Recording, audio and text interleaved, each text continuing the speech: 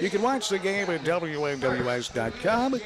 Paul Schulze, Lawson Mann, Worthy Road Studios. And it's always a pleasure to have Scott Tinker and USJ Communications course here with us as well tonight. Well, here we go, View. We're approaching the midpoint of the high school football season, and it feels like we're approaching midsummer. It is very humid here tonight, and I wouldn't be surprised. I know that the further you get into the season, the better conditioning these athletes are in because they played more games, but I wouldn't be surprised to see a cramp or two tonight. It is awfully humid. Yeah, I wouldn't either. And I know that they've been getting hydrated all week long, but sometimes you just can't help it. And tonight is a particularly humid night. Let's go down in the field for the coin toss, and Richard, the narrator barber. Hello, we have the call for tonight. He's the referee umpire, Stephen Johnson, Donnie Burrow, Kevin Davis, Todd Gossett, and Larry Forrester. Let's step in now. We'll have to go to the coaches, and we probably don't want to make a run this week, so let's keep it sportsmanlike. As a visiting team, regular quarter, I'm going to flip it. I want you to tell my umpire what you're going to call. Tails. Tails is going to be the call. Tails. So you won. You wish to receive. There you have it, fellas. USJ won the toss. They said we want the ball. USJ, View, a little surprised. Jim Hargreaves' defense has played well this year.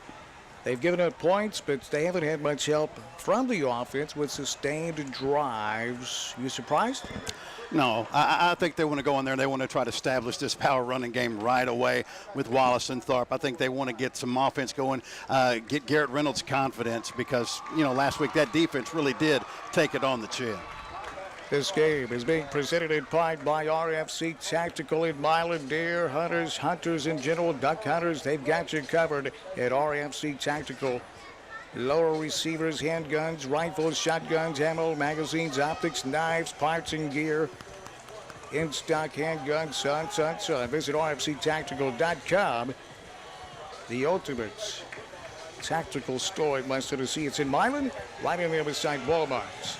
Here come the Bruins. Great shots coming onto the field out of the west end zone in their white road uniforms. The USJ Bruins, they come in with a record of 0-2. Lining up in the east end zone, the Trinity Christian Academy Lions. There they are. Coming off a huge road win. It was a region win and an upset that really could be a game that marks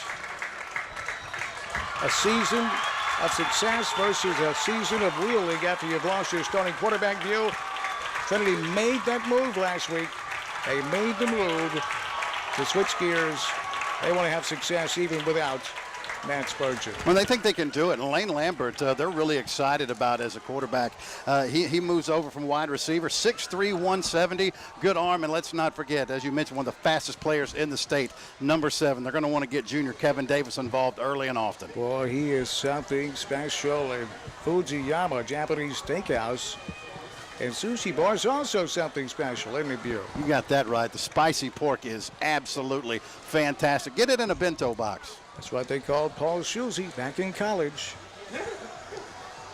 The spicy pork. Well, for USJ dropping back awaiting the kickoff, speedsters Wesley Carlock Nissan of Jackson. That's where you know their name. They're also a sponsor tonight. And Caleb Willis, both young men, underclassmen, and with enough speed to take it to the house. And View, that's what's up. Kick it off for Trinity Christian Academy is Joyce Lopez, a 5'10", 165-pounder. And Mr. Lopez, a junior, they expect a lot out of him here at Trinity. Big crowd on hand here. Mr. Lopez says he's ready. The officials say, well, Mr. Lopez, you have our permission. And now, toe meat leather. It's a high driving kickoff that will be taken at the 1 by Carlock to the 5, 10, 15. Tripped up, crossing the 20, stumbling ahead to the 23-yard line. And that's where the Bruins will take over first down and 10. For USJ offensively, the starters tonight over at wide receiver, Joseph McGrath. Left tackle is Kate Taylor. Roan Sewell is the left guard. The center is Joshua Jones. Right guard is Thomas Savi. Mario Nicholson's the right tackle. Brennan Long plays tight end. Wesley Carlock on the other side, a wide receiver. The tailback, TJ Tharp. The quarterback, Garrett Reynolds. That's the USJ Bruin offense. 1st and 10. The Bruins will come out with 2 wide receivers and Reynolds under center. He'll hand it off, working left side over the guard. Hammered and knocked out is Tyler Wallace. He lined up at tailback that play at Butte. Nothing working over left guard. Trinity defense plugged the hole. Yeah, Tharp will stay at the fullback position all night long, and because Wallace has kind of taken over that tailback role. But you're right, great penetration by that 4-man front by TCA on the first play. They knew where the Bruins wanted to go. Nice. Hughes, I group, instant replay. The gain officially, well, it's negative. A loss of 2, back to the 21. Back to the I formation, under center. They'll pitch it right side. From the 22 out to the 25 and take it off his feet at the 26 goes Wallace. That gain is 4 yards. It'll be 3rd down at 7. To the sideline we go, and Richard, the narrator, Barber. Guys, Coach Strapp talked about winning the line of scrimmage. If you're going to run power football, you got to get a push there. So far, Bruins haven't been able to do it. 3rd and long. Just underway, 10:50 remaining, first quarter. Scoreless here at Trinity Christian Academy, USJ, and Trinity. Here's Reynolds under center, that I formation. Reynolds, play action, rolls left. Under heavy pressure, fires downfield, and it's nearly intercepted. Broke it up at the 35-yard line. That could have easily been 6 the other way.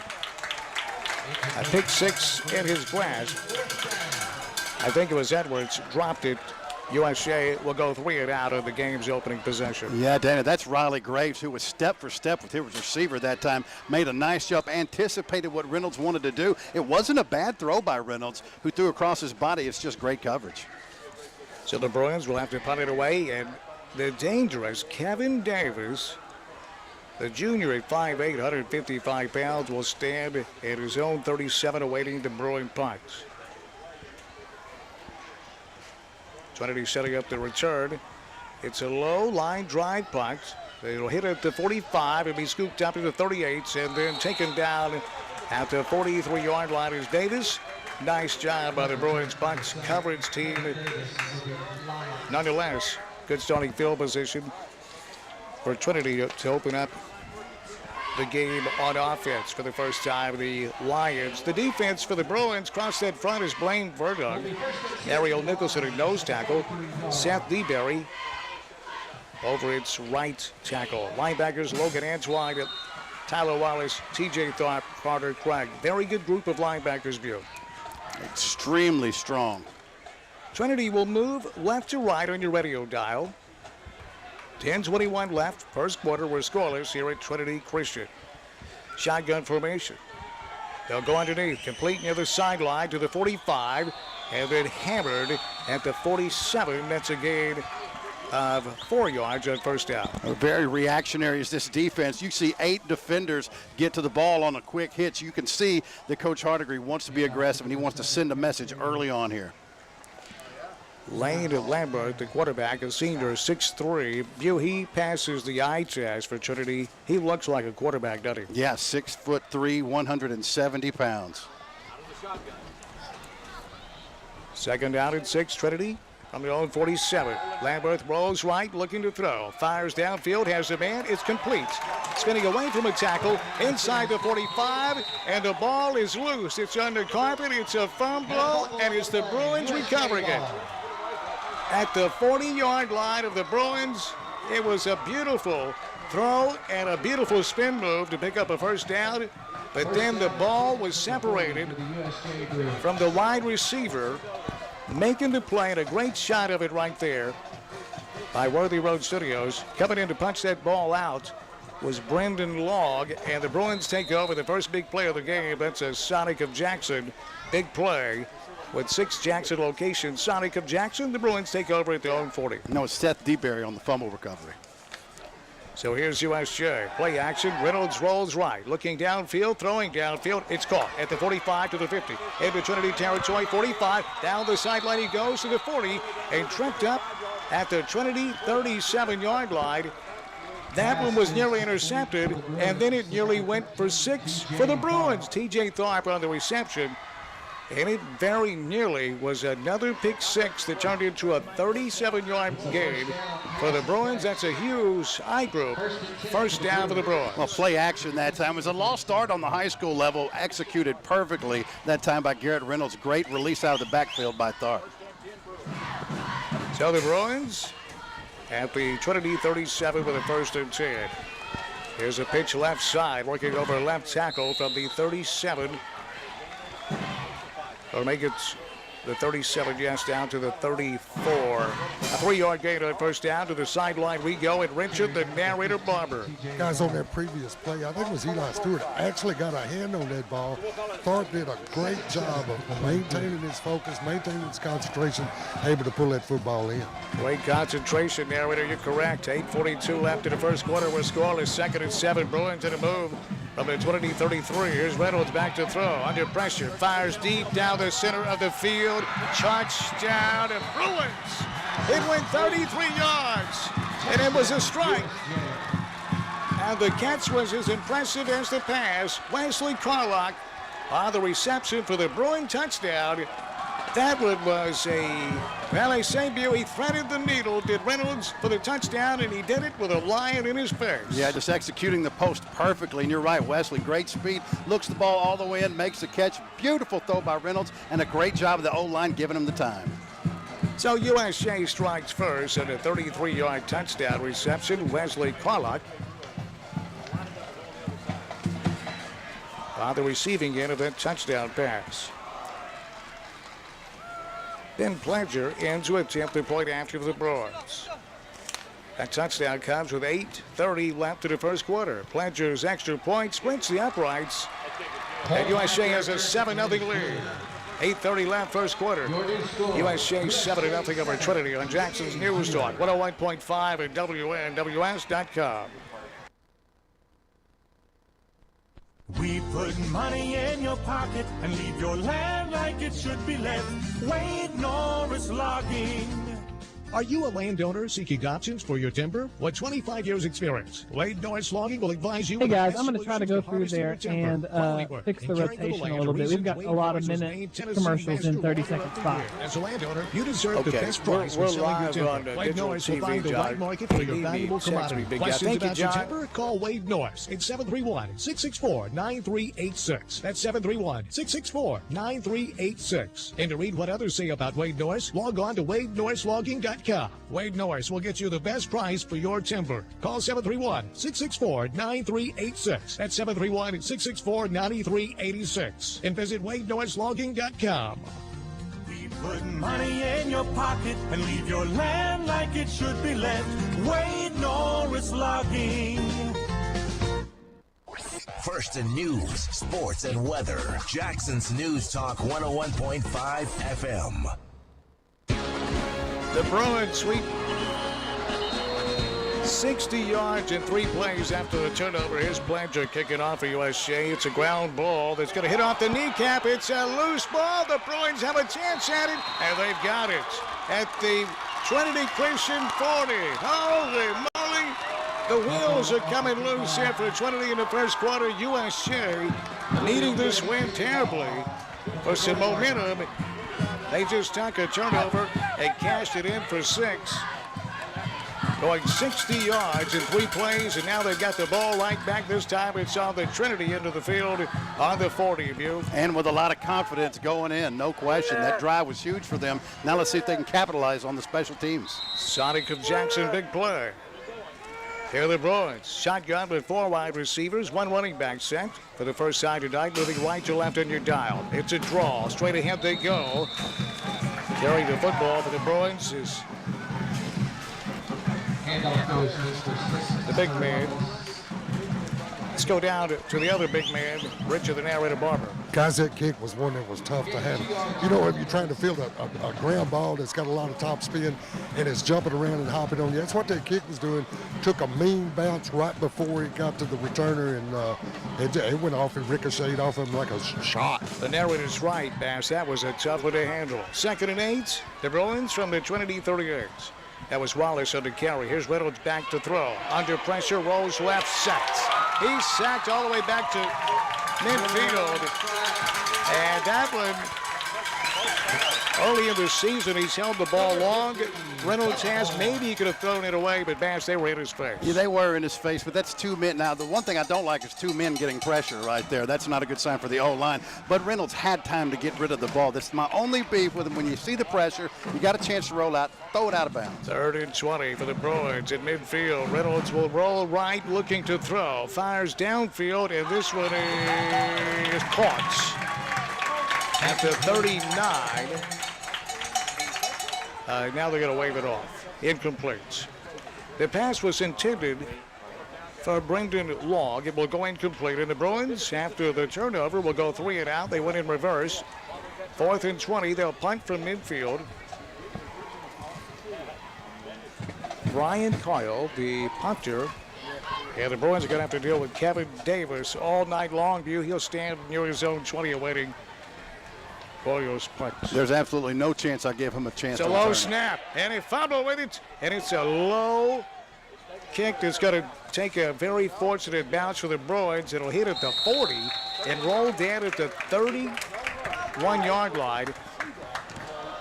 Brian Kale that time, it was a low snap, and he bobbled it a bit, but he rushed it because there was absolutely no effort to block that punt. He could have taken his time and had a sandwich and an espresso and then punted it away.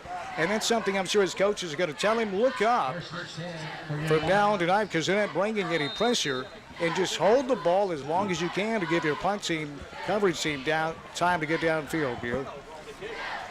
Here's Trinity on 1st down. This is Davis, hammered behind the line of scrimmage. He'll lose a yard. And Bew, that's something that's, again, on that punt, if you don't have any rush whatsoever, as a punter, take your time and give your punt coverage team all the time they can to get downfield. Yeah, when you're there and you're the punter, it feels like 1,000 people are coming at you a million miles an hour, but you're right, there was no pressure at all that time. So here's Trinity, back to the ground. They'll work left side over the guard from the 30 out to the 32. It's a short gain. It'll bring up 3rd and long with 6:26 left. In the opening quarter, USJ leads this football game 7-0. Long touchdown pass to Wesley Crawlock from Garrett Reynolds. 3rd and 8 for Trinity from their own 33. They'll go shotgun with 4 wide. Rolling left, looking to throw the ball. Here comes the pressure, hammered. The ball is a pop fly. It is incomplete. Oh, wait a minute. They say he caught that ball at the 39-yard line. Wow. Now let's look at here's Zygrove. Instant replay. Lance Lambert was hammered as he was throwing the ball. He just threw a high pop fly that was well covered. Let's see.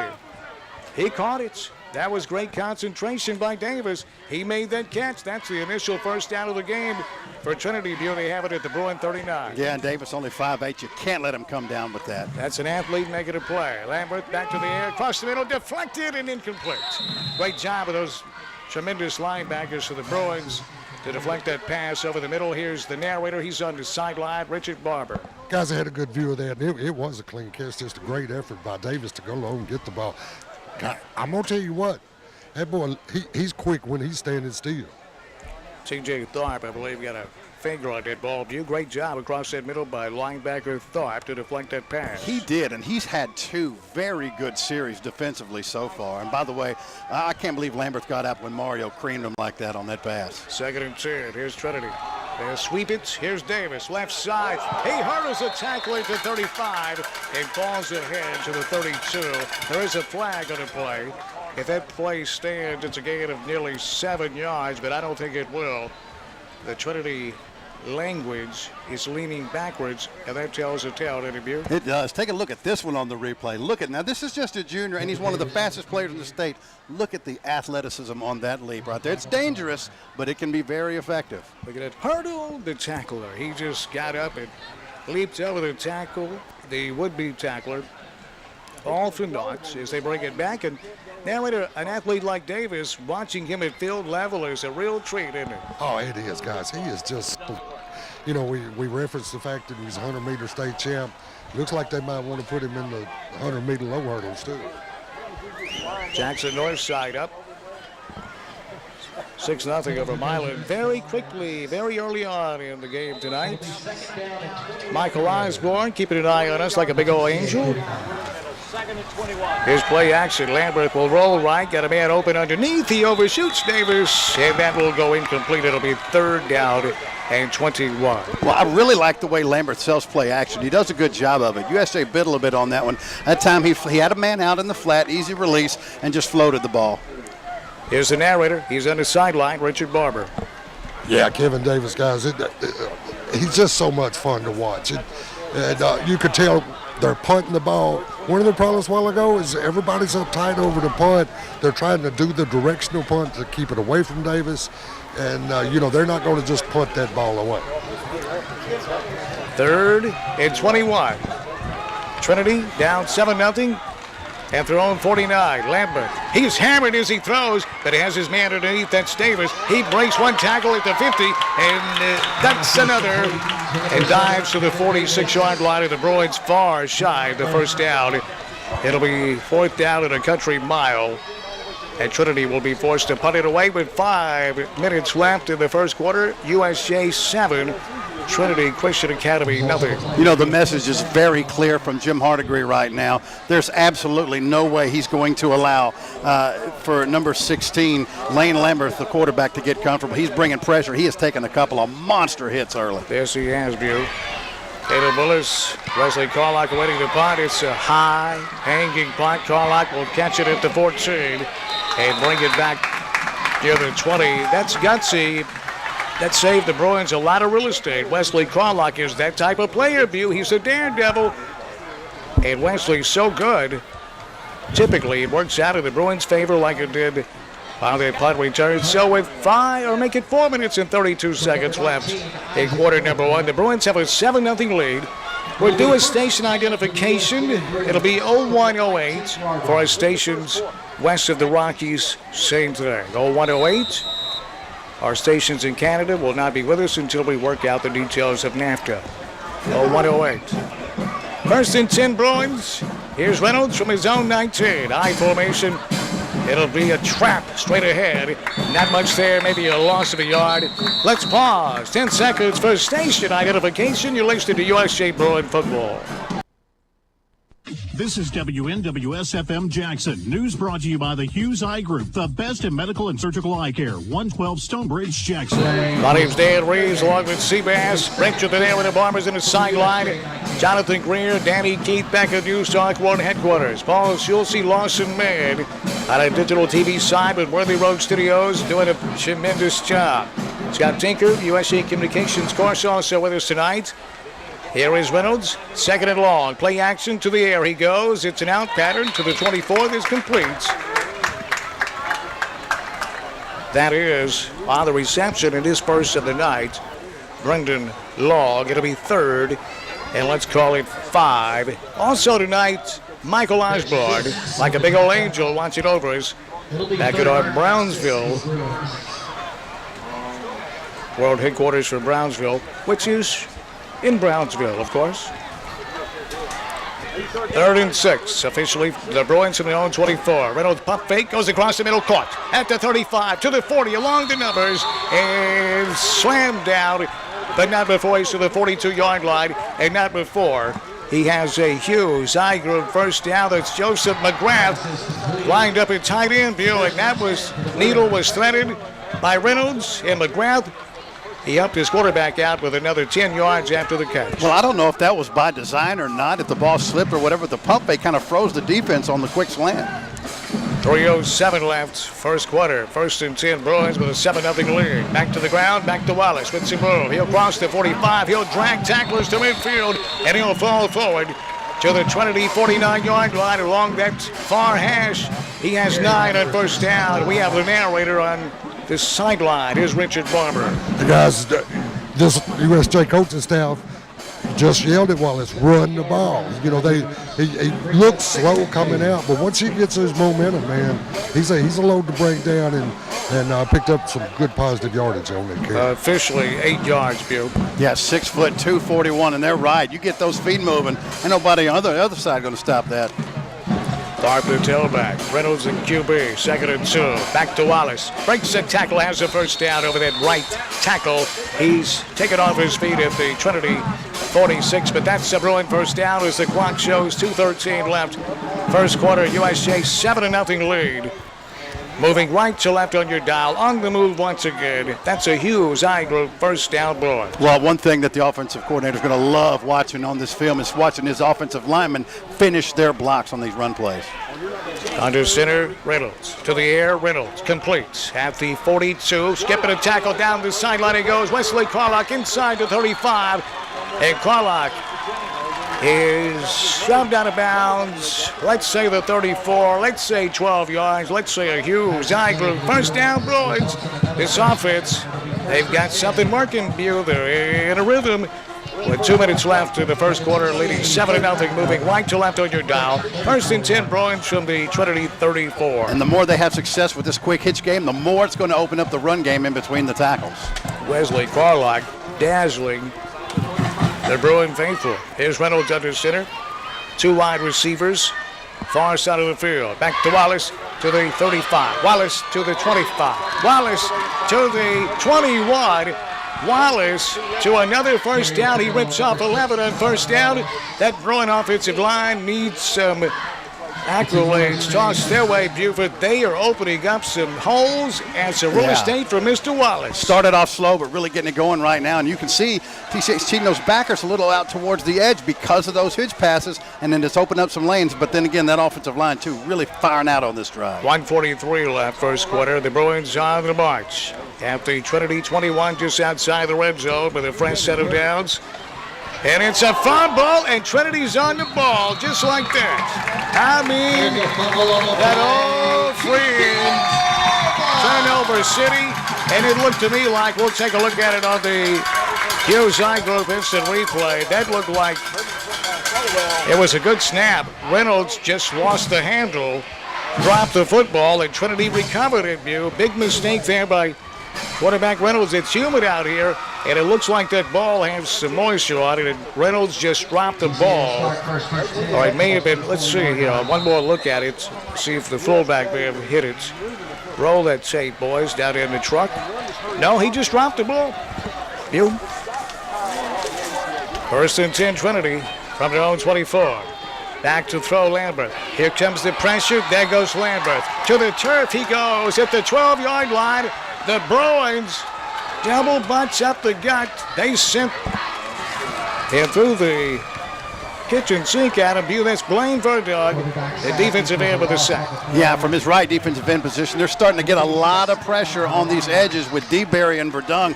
And right at that time, really nothing Lambert could do. They were on him before he could set up. Verdong was Verdonk. What is that view?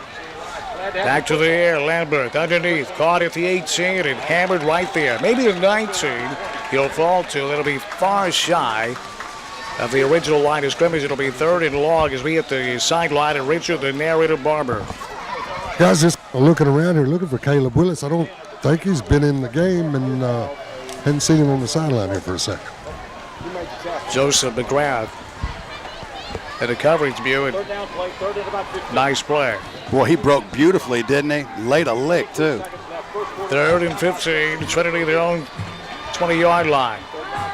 Back to throw again. Here comes the pressure. Stepping up and firing. Has a man. It's caught at the 42 and back stepping out of bounds with a first down. The reception, Mitch Sinsk. Beautiful job of the quarterback, Lane Lambert. View stepping up in the pocket. A beautiful pocket. Lambert took advantage of it through a strike. Kept his eyes downfield, and you said it exactly right. Stepping up in that pocket, firing a missile. Down to 10 seconds in the quarter. And we got movement along that Trinity Christian Academy front line. Outback Steakhouse in Jackson brings you high school football here with the USJ Bruins. No rules, just right. Outback Steakhouse in Jackson.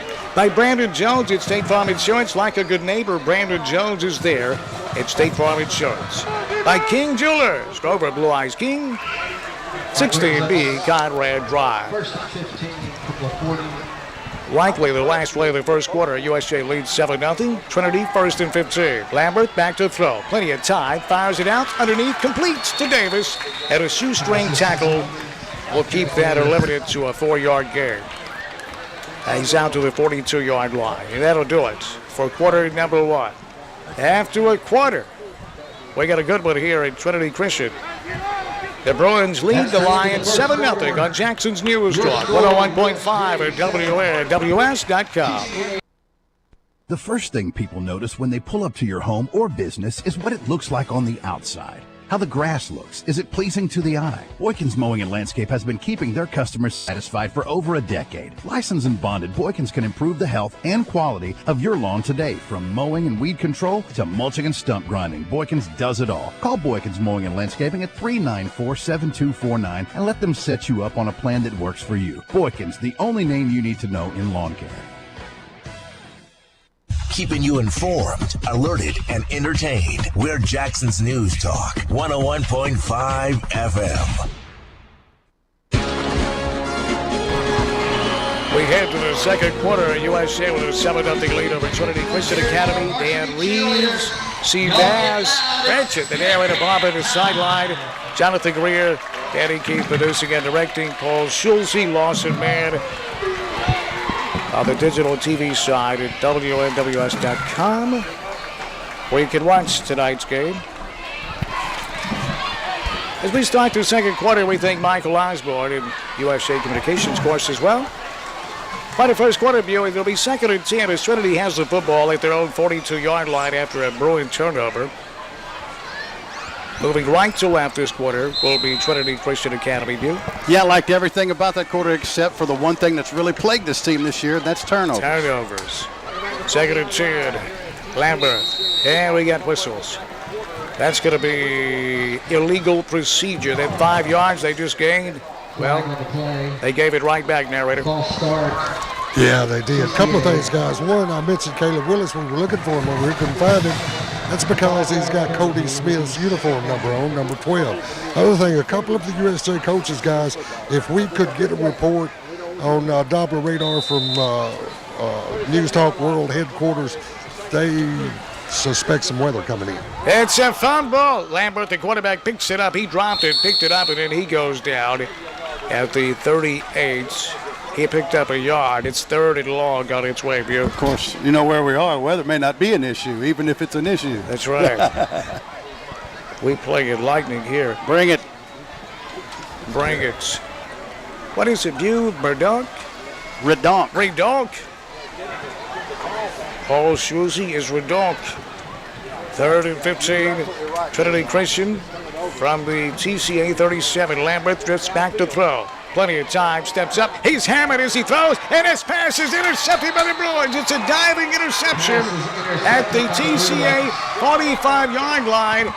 I mean, this defense led by one of the masters. And play results in the first down for USJ. Jim Hardigree, looks like a Hardigree defense. Hammered was quarterback. As he threw it, it's picked off by the Bruins' Carter Craig, but it was made possible, view, by the hit applied by Blaine Verdong.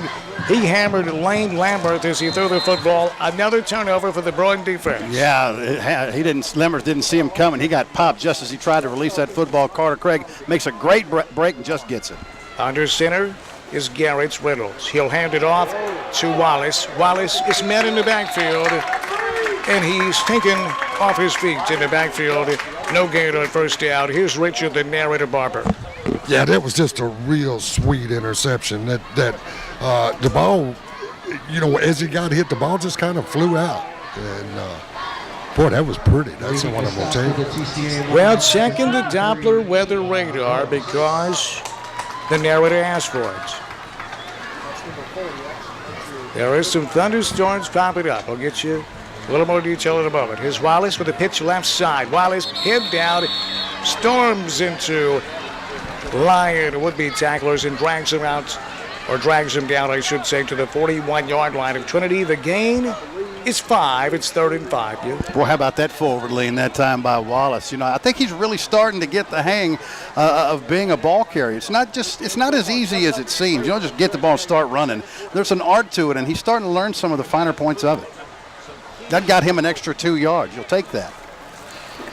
Huge play here for both teams. 3rd and 5 for the Bruins. 10-minute mark before halftime, leading 7-0 from the Trinity 40. Reynolds back to throw. There's nothing. He puts his head down and runs back to the line of scrimmage. And I'll have to look at that on the Hughes I Group replay. As Reynolds, it was strange. It was not a very deep drop in the pocket. He looked, his man was not open. Didn't give him enough time really to run a pattern and put his head down and run. Looked like even maybe one of the receivers or the quarterback were not on the same page. Maybe. I thought it might be, because I've never really seen one before. I thought it might have been a design quarterback draw off of a fake hitch. Maybe it was. You know, and interiorly, they haven't had a whole lot of success on the left side of the ball, on the left side of that offensive line, save a play or two. A little bit surprised, but you wonder if they called that play thinking, okay, look where we are on the field. This is going to be 4 downs anyway, so we'll see if we can get something here. Yeah, could be Butte. There's an injury. One of the Lions down in the field will take a timeout. Back in 30 seconds on Jackson's News Talk 101.5 at WNWS.com.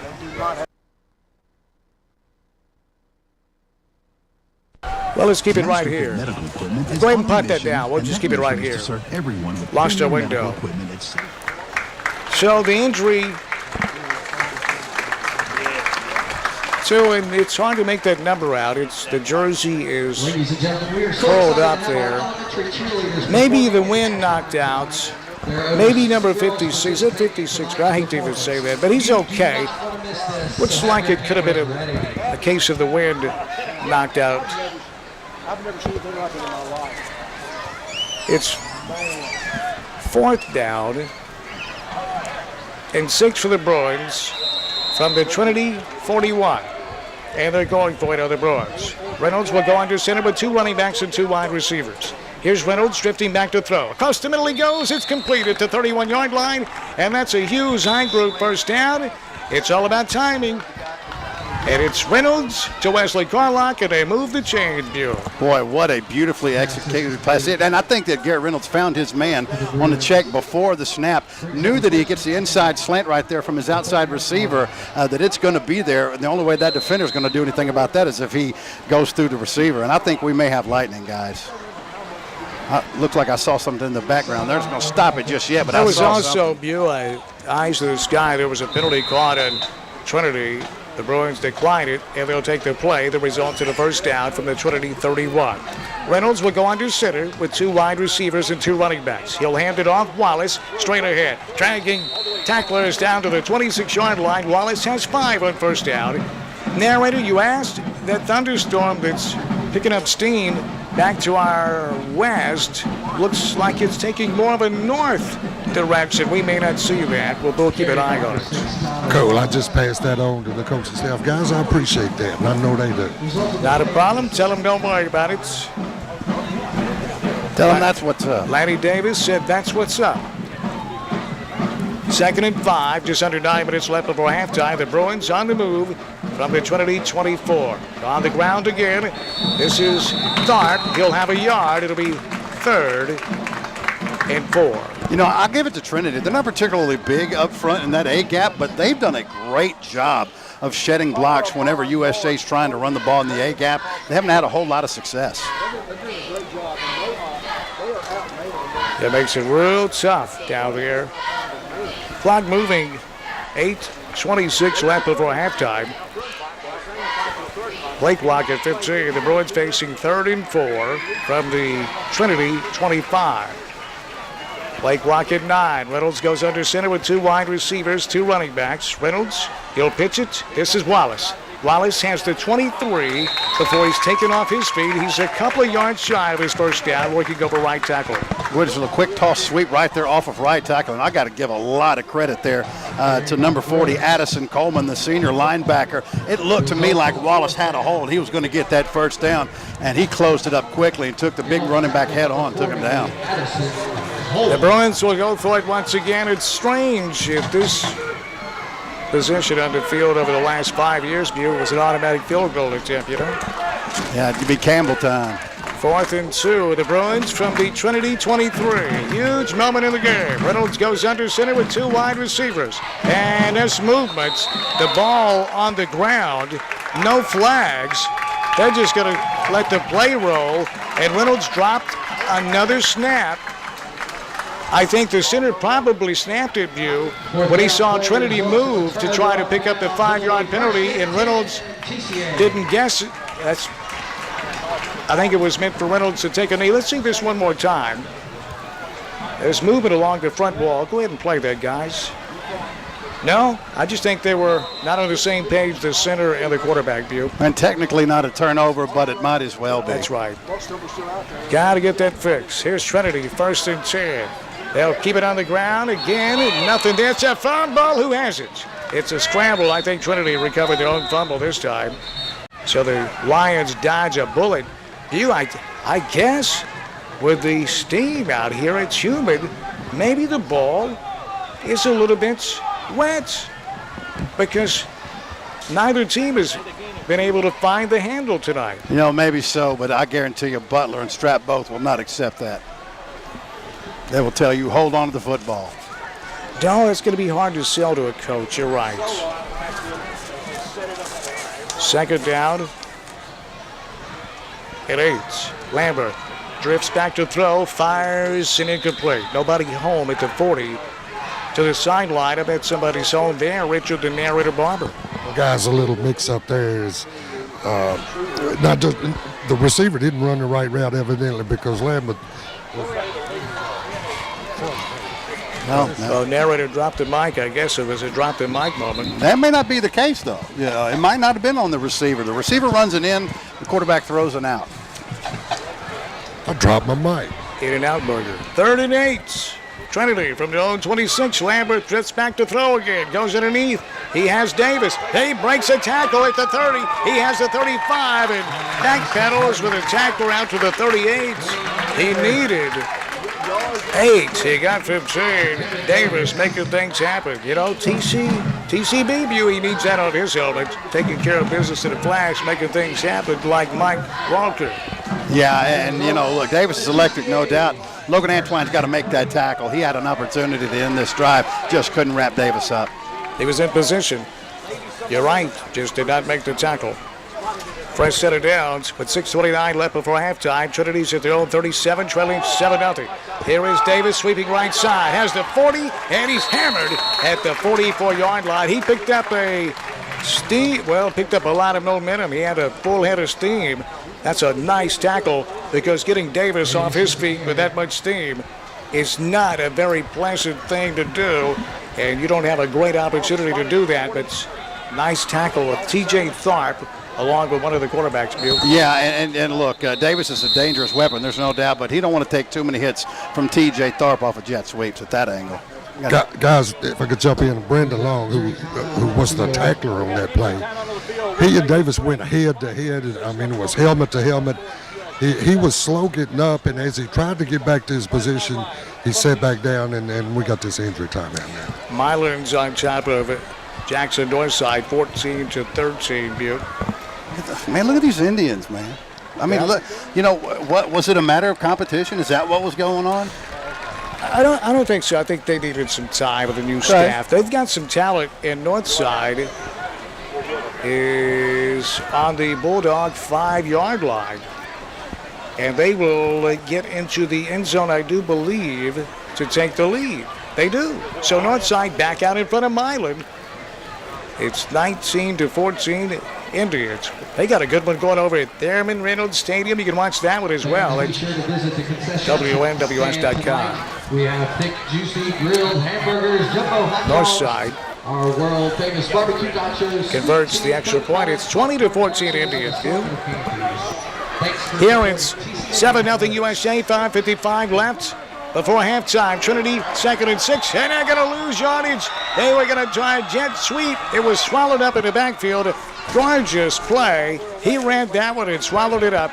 Did Logan Antwine, the linebacker. USJ's linebackers are really good. Wow, and Logan Antwine missed that tackle on 3rd down with Davis. He was not about to miss that one. That was a slow developing jet sweep that time for TCA, but Logan ran it, immediately came up and made a beautiful sure tackle for a loss. We thank you, Young Hughes Insurance, helping bring you this football game, and Tennessee Tractor. 3rd and 13. Trinity back to throw on 36. Here is Lambert back to throw. Lambert launches deep down the center of the field, intercepted at the 30, to the 35, to the 40. Cutting back inside in midfield, and then caught at the 48-yard line and taken down Wesley Carlock. He picked it off at the 30. He brought it back 20 yards. Carlock playing center field, to be honest. Carlock did his job, but Lambert made it easy. Yeah, Lambert made it easy because he let that ball go well before his receiver, who's got a ton of speed, is able to finish that route. And Logan Carlock's just back there playing safety, and the ball comes right to him, makes a nice return. Go down to the sideline and Richard, the narrator Barber, that's his stomping ground narrator. Guys, Wesley Carlock's a kid. If you ran into him at Wendy's, you would never believe he's a football player. If you recall, we saw him get on the field as a freshman, was not intimidated at all, really went after some players and has just continued to step his game up. You called him fearless a while ago, or you said it was a gutless move to field that punt early in the game. He is just fearless. Not gutless. Not gutless. It's the opposite of gutless. Here's 1st and 10 Bruins. Play action. Here's Reynolds back to the air. Caught 40. Long to numbers 35. Breaking a tackle 30. Boom. Breaks another tackle 25. Down to the 20. Down the sideline. He goes to the 15. And running on down to the 11-yard line. Holy moly. We've got a TJ Thorpe sighting. That showed up on the radar. That goes, well, I don't know, about almost 40 yards in a Hughes I group. 1st down Bruins. Look at TJ Thorpe, Well, play action. They continue to release Thorpe out of the backfield, and no one goes with him. And he just moose trucks a couple of defenders. My goodness. Redonk? Donk indeed. Did you get the number? Did you get the license plate of that? Redonk. 1st and 10. Here's Wallace. 5. Wallace, what's he at? Where's he at? He's in the end zone. He cut back at the 10, and he sailed right across the 5-yard line into the end zone. Touchdown Bruins from 11 yards out. He hits pay dirt with 4 minutes and 41 seconds left on the first half scoreboard clock. The Bruins have turned their 2nd turnover into their 13th point tonight. That's what you do after a turnover. They go 2 plays, 51 yards to hit pay dirt. Oh, Wallace, what did he do? Let me tell you something. That is beautiful field vision. He saw that play was not going to develop, and he saw the over pursuit. He cut back and walked in the end zone. Great vision. There we remember John Ward, the magical one. Brian Cahill in to attempt to play after for the Bruins. Cahill's kick splits those uprights. And with 4 minutes and 41 seconds left before halftime, the Bruins have extended their lead. Our new score, USA 14. Is good. Trinity Christian, nothing on Jackson's News Talk, 101.5 at WNWS.com. At Home Medical Products, we provide patients with products to make sure you breathe, sleep, move, and live well. With items like nebulizers, travel oxygen, CPAPs, hospital beds, wheelchairs, scooters, lift chairs, commodes, and so much more. You have a choice when choosing home medical companies. It's the patient's choice. Make the right choice. Locally owned and operated Home Medical Products. Call 877-660-0084 or find them online at hmpinc.net. The latest news, hottest talk. Jackson's News Talk, 101.5 FM. Vein and Vascular Center of Jackson bringing you USJ Bruin football. Wonderful people. VVCJackson.com. The Vein and Vascular Center. Dr. David Laird, Dr. Daniel Day, Dr. Garrison Smith, Dr. Elizabeth Mosley. VVCJackson.com. Convenient Vascular Center of Jackson. Brian Cahill set to kick off for the Bruins. 4 minutes and 41 seconds left before halftime. The Bruins have a 14-0 lead. Cahill hits a ground ball. It's loose on the turf again, but this time Trinity covers it at the Lion 42-yard line. Let's go down to the sideline for the gutless one, Richard, the narrator Barber. I appreciate y'all correcting. I mean, gutsy is obviously what I wanted to say, but, sometimes my tongue get tied around my eye teeth and I can't see what I'm saying. Well, Bass, you don't. This is basically locker room mentality central here at Dubuque. Yes, sir. Pass Paul Schulzer. 1st and 10, Trinity. From the own 41. It's a draw. Nothing. Maybe a yard. Trinity moving right to left on your radio dial. 4:31 left before halftime. It's been all USJ. Trinity really has not threatened here tonight, in front of this big crowd here at Trinity Christian Academy. It's sold out on the Bruins side. They're lined up along the fences. 3 deep in some areas. Sold out here on the home side. This is a big game tonight. Oh, for both of these teams. 2nd and 9 from the 41. Trinity to the air underneath. Davis has separated from the football. It's incomplete. Caleb Willis depleted Davis. Had Lambert his quarterback, he didn't do Davis any favors. They tried to flare it out there in the flat. It was nearly a lateral. It wasn't a lateral, but Davis was crushed. Almost caught it, which would have been a fumble, but Caleb Willis depleted him. Goes incomplete. Yeah, and I tell you what, it's one of those things. If they pump fake that now, they're probably going to the house on that one. But Caleb closed beautifully that time. 3rd and 9 at Trinity, and we got whistles. A timeout. Timeout on the field. USJ. Well, let's see. Northside was threatening again, leading Milan 20-14 in the first half. Let's see if we can get an update on Northside Milan. You can watch it. It's WNWS.com. Now Northside was unable to punch it in. They're having to punt now. So Milan will get the ball back near midfield. 20-14. Late in the second quarter. But Jackson Northside up on Milan. A big crowd, at least on the visitors' side over Jackson Northside. You can watch it. Richard Milligan doing a great job of the play-by-play. 20-14. Jackson Northside leading Milan just before halftime there. Here it's 14-0 Bruins. 4 minutes left before halftime. The Bruins have played well tonight, even though they've turned the ball over and they've left some points on the field. Yeah, I mean, there's certainly things that they need to clean up, but, personnel-wise as a whole, I mean, they're sticking folks. They're flying to the football. They've ran the ball well. They're throwing the ball well. There's a lot to like about what we're seeing on this bounce back after a deplorable week last week against Haywood. It was a basket of deplorable week last week.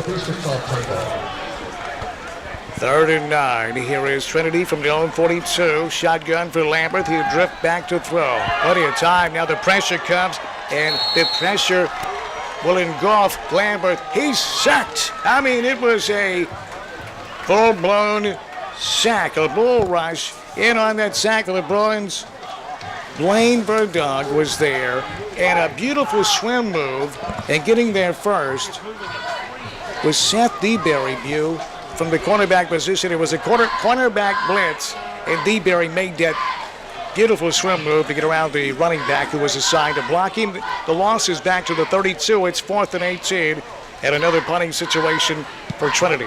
Off the side of his foot is going to be a short punt, angling towards the sideline. The Bruins will just move away from the football. It'll hit at the 45 and roll dead at the Bruin 41-yard line. Jim Hardigree has his defense playing with a lot of energy tonight. Yeah, and Mario also at the A-gap with that just straight bull rush, as you mentioned as well. But you mentioned Seth DeBerry. He's kind of a little bit different than we're used to seeing. The Bruins aren't generally great off the edge as a rusher. Now, every now and then they will, but Seth DeBerry brings an element with length and speed off the edge that they really haven't had in a while.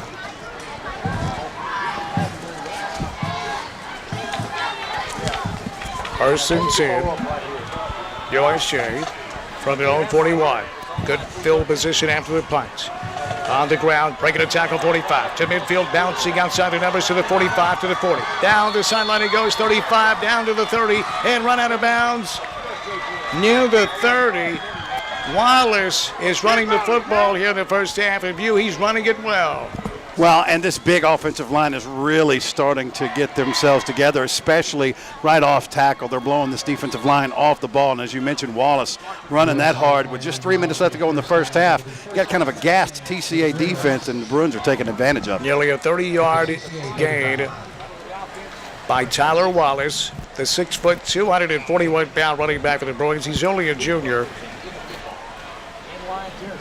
That's a Hughes I group first down for the Bruins. On the move again, dominating Trinity here in the first half. 14-0, 2:57 remaining before halftime. Reynolds goes under center. Here's Garrett. He'll hand it off. Room, 30, 25, and the center of the field to the 21-yard line. That's a rip of 12 yards on first down by Wallace. To the sideline we go, and Richard, the narrator, Barber. Guys, you got a 230-pound kid coming at you, and you tackle him a time or two. After a time or two, you don't get real excited about having to hit him straight up again.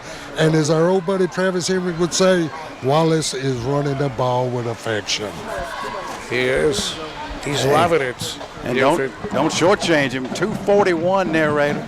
241 pounds. And I love what you said. The coaching staff told him, run, dude, run. Run, he was Forrest, listening. Run. First and 10 from the 21. Back to Wallace. Wallace trying to bounce it outside. He'll get back to the line of scrimmage and pick up a yard.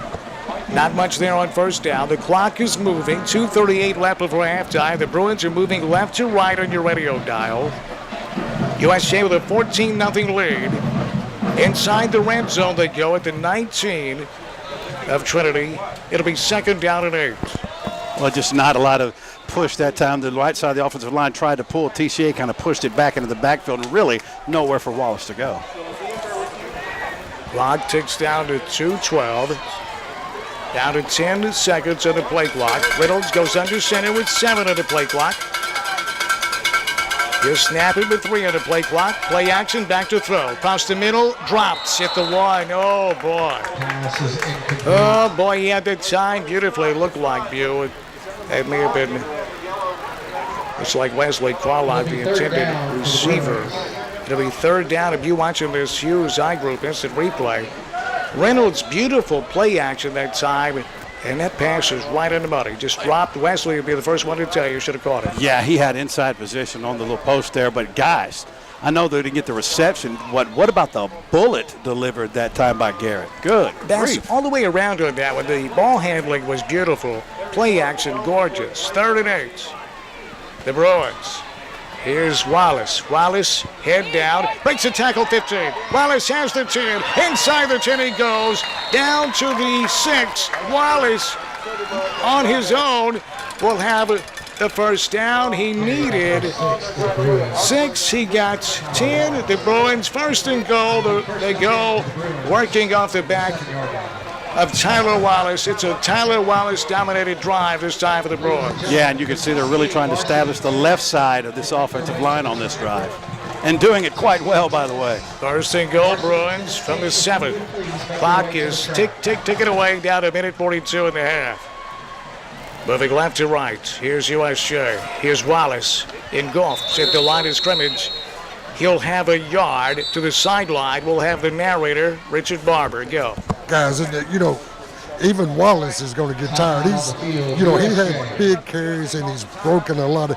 We talk about imposing your will. Wallace has imposed his will on this TCA defense, but you could see a little fatigue on that last carry. Another classic game happening tonight. This one in Medina, where the South Gibson Hornets have a 15-7 lead over the unbeaten Crockett County Cavaliers. You can watch it at WNWS.com. And here is Crockett County with an interception. They bring it back to the 40-yard line, their own 40. Intercepted deep in Cavalier territory. 15-7. South Gibson with the advantage in the first half over unbeaten Crockett County. Here with 1:26 left before halftime. USJ 14-0 over Trinity. And the Bruins are threatening once again, 2nd and goal from the 6. The Bruins have been moving left to right this quarter on your radio dial. And Butte, they've been dominant. They dominated the first quarter, and they're even more dominant here in the second quarter. Yeah, and they're really trying to put their foot on the necks of this TCA Lion defense. A touchdown here in the last 86 seconds of the half really be tough for TCA to come back in the second half. This game is presented in part by Carlock Nissan of Jackson. Brand new Nissans, trucks, cars, SUVs. Visit CarlockNissanofJackson.com. By Hickman Realty. Get the #1 winning team in real estate. Call Norman and Tammy Reed at 616-6000 or 664-1006. After the timeout, 2nd and goal Bruins from the 6. Injured Lion. Defensive lineman Kevin Pirtle makes his way off the field with a limp. 2nd and goal, Bruins at the 6. Reynolds goes under center. Reynolds will give it to the fullback, nothing there.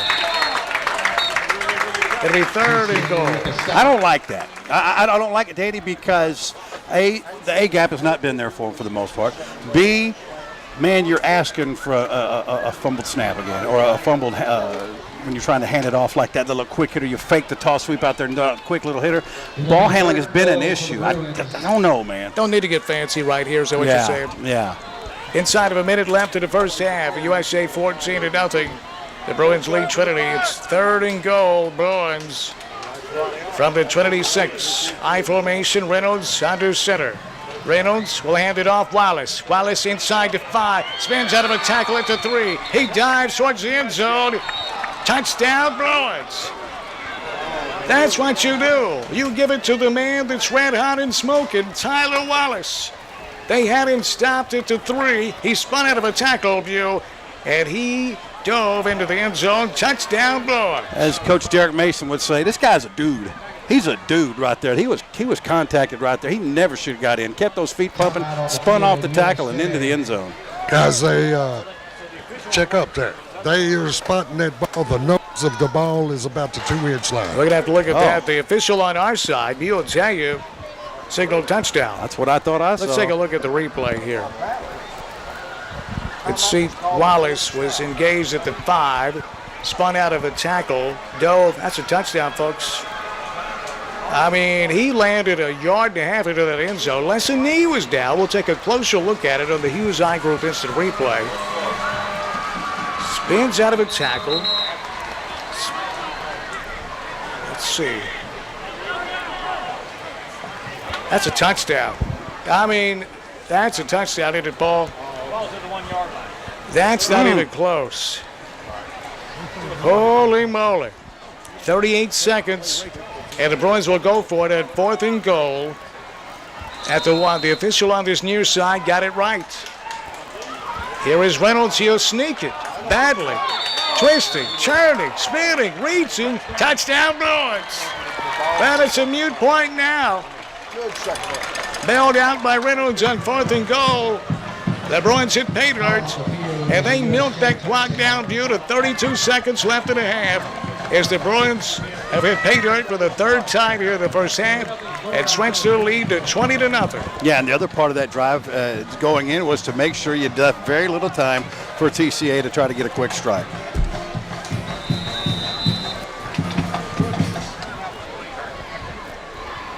Here's Ben Blanchard.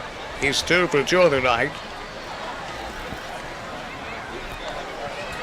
In the PAT category, we got a station ID coming up here in a moment. 0108 to our stations on down the line. Blanchard's extra point splits the uprights, and the Bruins take a 21-0 lead with 32 seconds left before halftime on Jackson's News Talk, 101.5 at WNWS.com.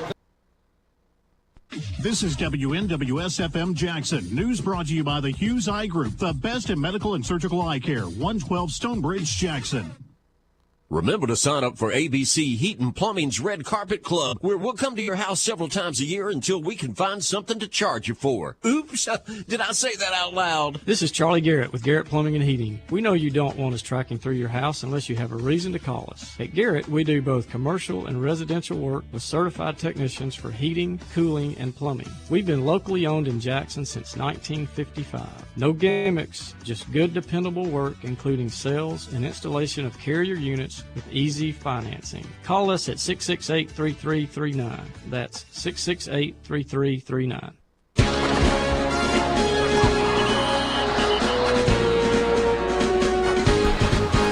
Well, 32 seconds left in the first half. 21-0. USJ kick it off. Blanchard for the third time tonight. It's a ground ball. Oh, and it's going to be scooped up by the Bruins. That's another turnover on the kickoff. Blanchard. Hey, bad for the life of me. I don't know why Trinity's not put the good hands unit up near midfield. Blanchard just kicked another one off one of the up men. And it bounced off his kneecap right to a Bruin. Well, special teams so huge here tonight in this first half. But you're right, Pledger's done a great job of aiming and finding his guy. Well, and you know what? A second look, that maybe we get another look at that. I think Trinity does have the good hands unit up there. But now under those kickoffs have just been too hot to handle for Trinity. Well, that's the key. They're just hot, and they're taking funny bounces as they come. And you just can't anticipate what the bounce is going to be. It hits you, flies off, and it's a free ball. 5 turnovers for Trinity in the first half. USJ's not been much better. 3 for the Bruins. But USJ's cashed in 2 of those for touchdowns. Trinity has been unable to get anything going as far as a sustainable drive. In the first, they've had one big play, and that's Davis making it all on his own, and that is it. Yeah, you mean 8 turnovers in one half is an absolute avalanche of turnovers. And everybody's going to be keen on Carlock. If they go through the air, keep an eye on Brendan Long. So USJ will have the football, leading 21-0 with 16 seconds left before halftime. They'll take over at the Trinity 49. Now, USJ, they don't have any timeouts in their back pocket. Do you roll the dice and throw it deep, or just take a knee and go into the locker room with a 21-0 road lead? I go for it. I take a shot here. Narrator, what do you say? I'm not going to get greedy here. It's 28 seconds. Anything could happen. I think I'm gonna take this 3-touchdown lead and put it in my pocket and go rest. Well, the Bruins, 2 wide receivers. Carlock lines up here near us on the near side. Reynolds goes under center. He's going to drop back to throw. Pressure comes. He goes underneath. Caught. 40 to the 35 and dancing out of bounds at the 31. That's a gain of 24. There's a flag down. It's going to be an illegal shift on USJ. Wow. I'd have to look at that replay. I didn't see anything. I didn't see anybody shifting. Maybe they didn't. I didn't see it. They lined up, and maybe we can get a look at it.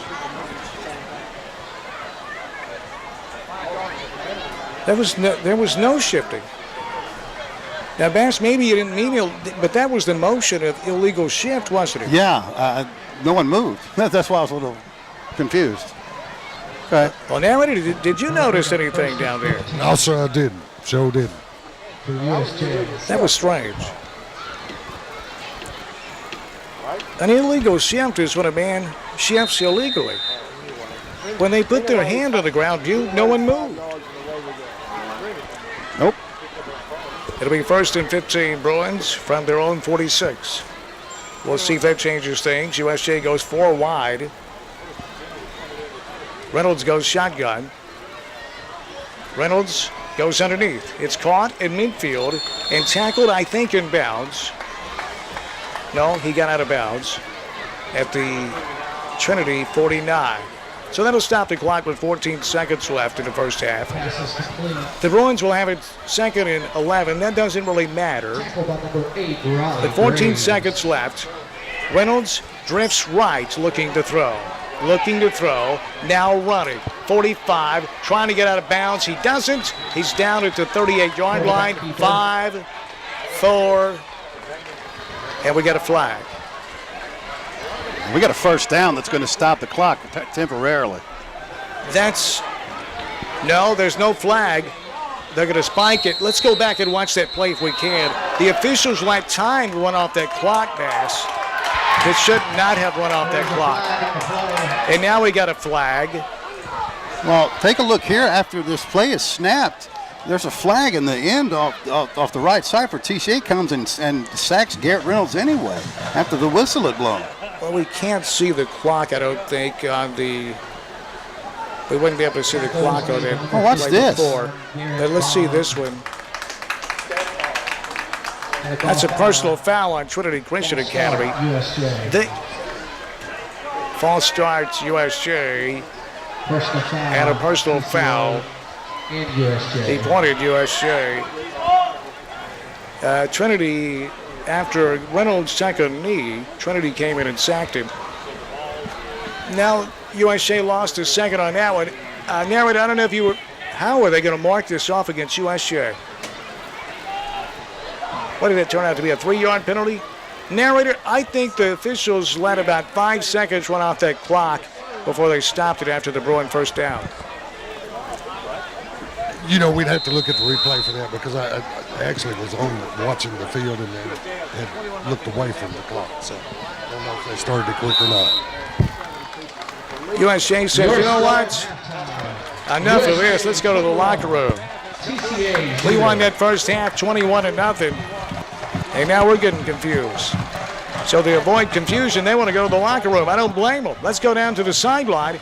Wrencher, the narrative barber, and USJ head coach Michael Strapp. Here's the narrator.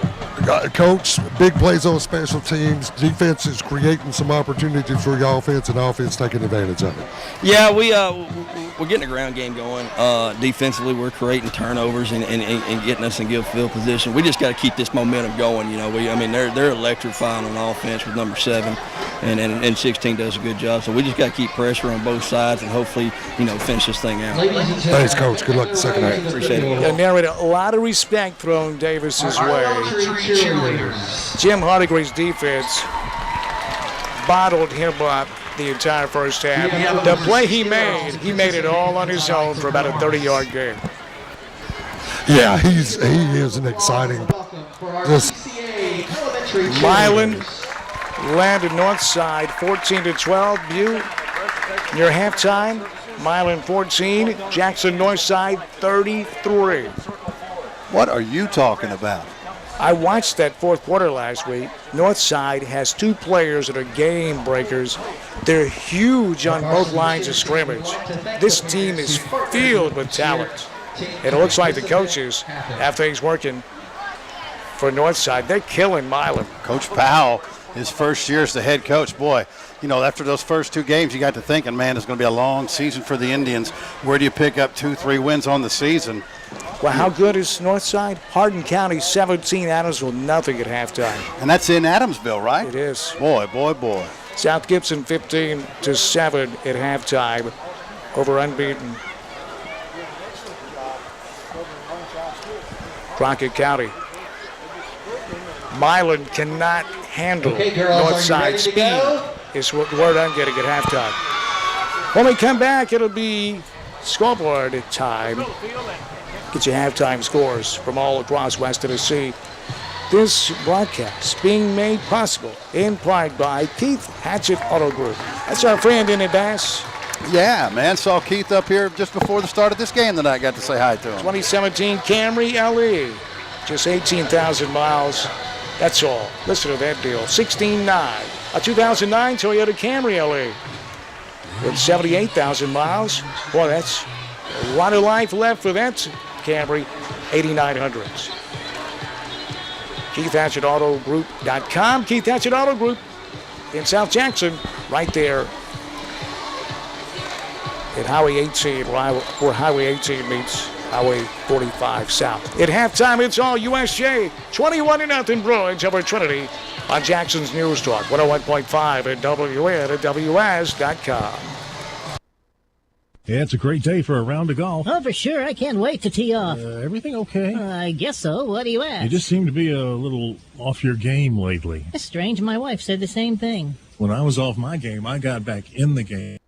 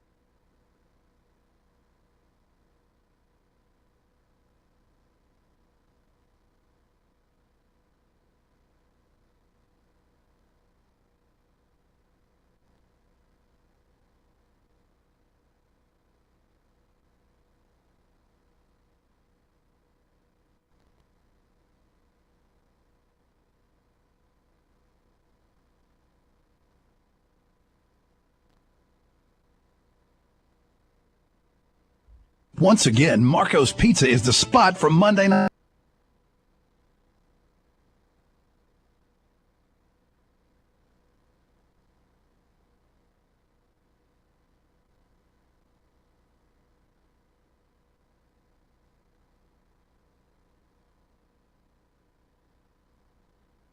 Seats, Monday Night Football, and Marco's Pizza. Truly authentic.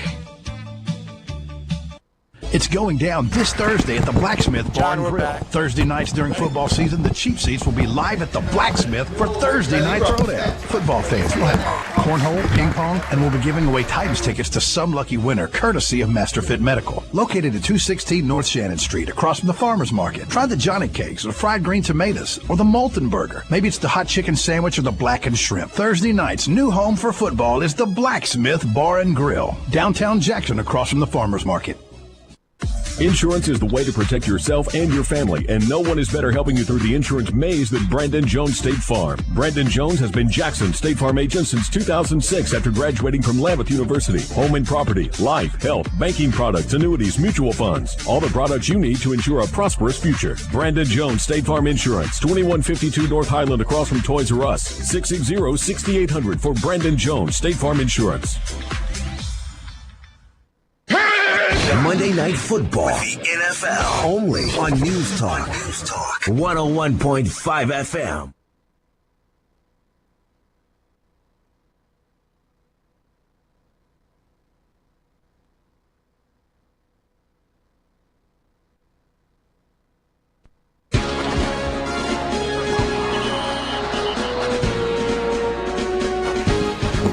Well, if you're just tuning in, it's been all Bruins so far to this point. They lead TCA 21-0 here at the half, and our good friend Bailey Norris has done such an awesome job. This is something we've never had before. I mean, when I tell you we've got stats, son, I mean we have got stats. Check this out. So here we go. For the game, USJ, 16 first downs to TCA's 8. 27 rush attempts for 113 yards, and I'm going to tell you what, Wallace has been an absolute machine. TCA rushing the ball, check this out, Bailey girl, 8 times for minus 25 yards. This USJ defense is lights out tonight, man. You could tell they wanted to prove something after last week against Haywood County, and they've come out doing just that. Bruins averaging 4.2 yards a carry. The Lions minus 3.1 yards per carry. Through the air, Garrett Reynolds 8 of 12. 8 of 12 with no interceptions and 1 touchdown early in the first quarter to get the thing started. TCA through the air, 7 of 14 with 2 interceptions. 134 yards for USJ through the air, 81 for the Lions. Total plays from scrimmage, 40 plays for the Bruins, 242 yards in the first half. The Lions, 24 plays for 56 yards. 6 yards of play for the Bruins, 2.3 for the Lions. The Bruins turned the ball over 1 time. The Lions turned it over 3. Third down conversions, the Bruins are 3 of 9. TCA is 4 of 7. Bruins went for it twice on 4th down, 4 times that is, and they got it twice. TCA has yet to do that. Bruins have only been sacked 1 time for a loss of 11 yards and 2 sacks for TCA for a loss of 15 yards. And that is a look at your first half team stats. And Bailey's even got individual player stats. Man, you are really, really good at what you do. How about Garrett Reynolds, 8 of 12 for 129 yards passing. TJ Tharp, 2 catches for 54 yards. Wesley Carlock, 3 catches for 53 yards and a touchdown. Joseph McGrath, 2 for 21. And Brendan Long, 1 for 6 yards. Rushing the ball, Tyler Wallace, 19 carries, 113 yards. You know, this is only his second, well, really it's his first start. You know, he played a lot against Haywood County last week, but hey, tell us a little bit about Tyler Wallace. I mean this cat, 6 foot, 241 pounds, just a junior.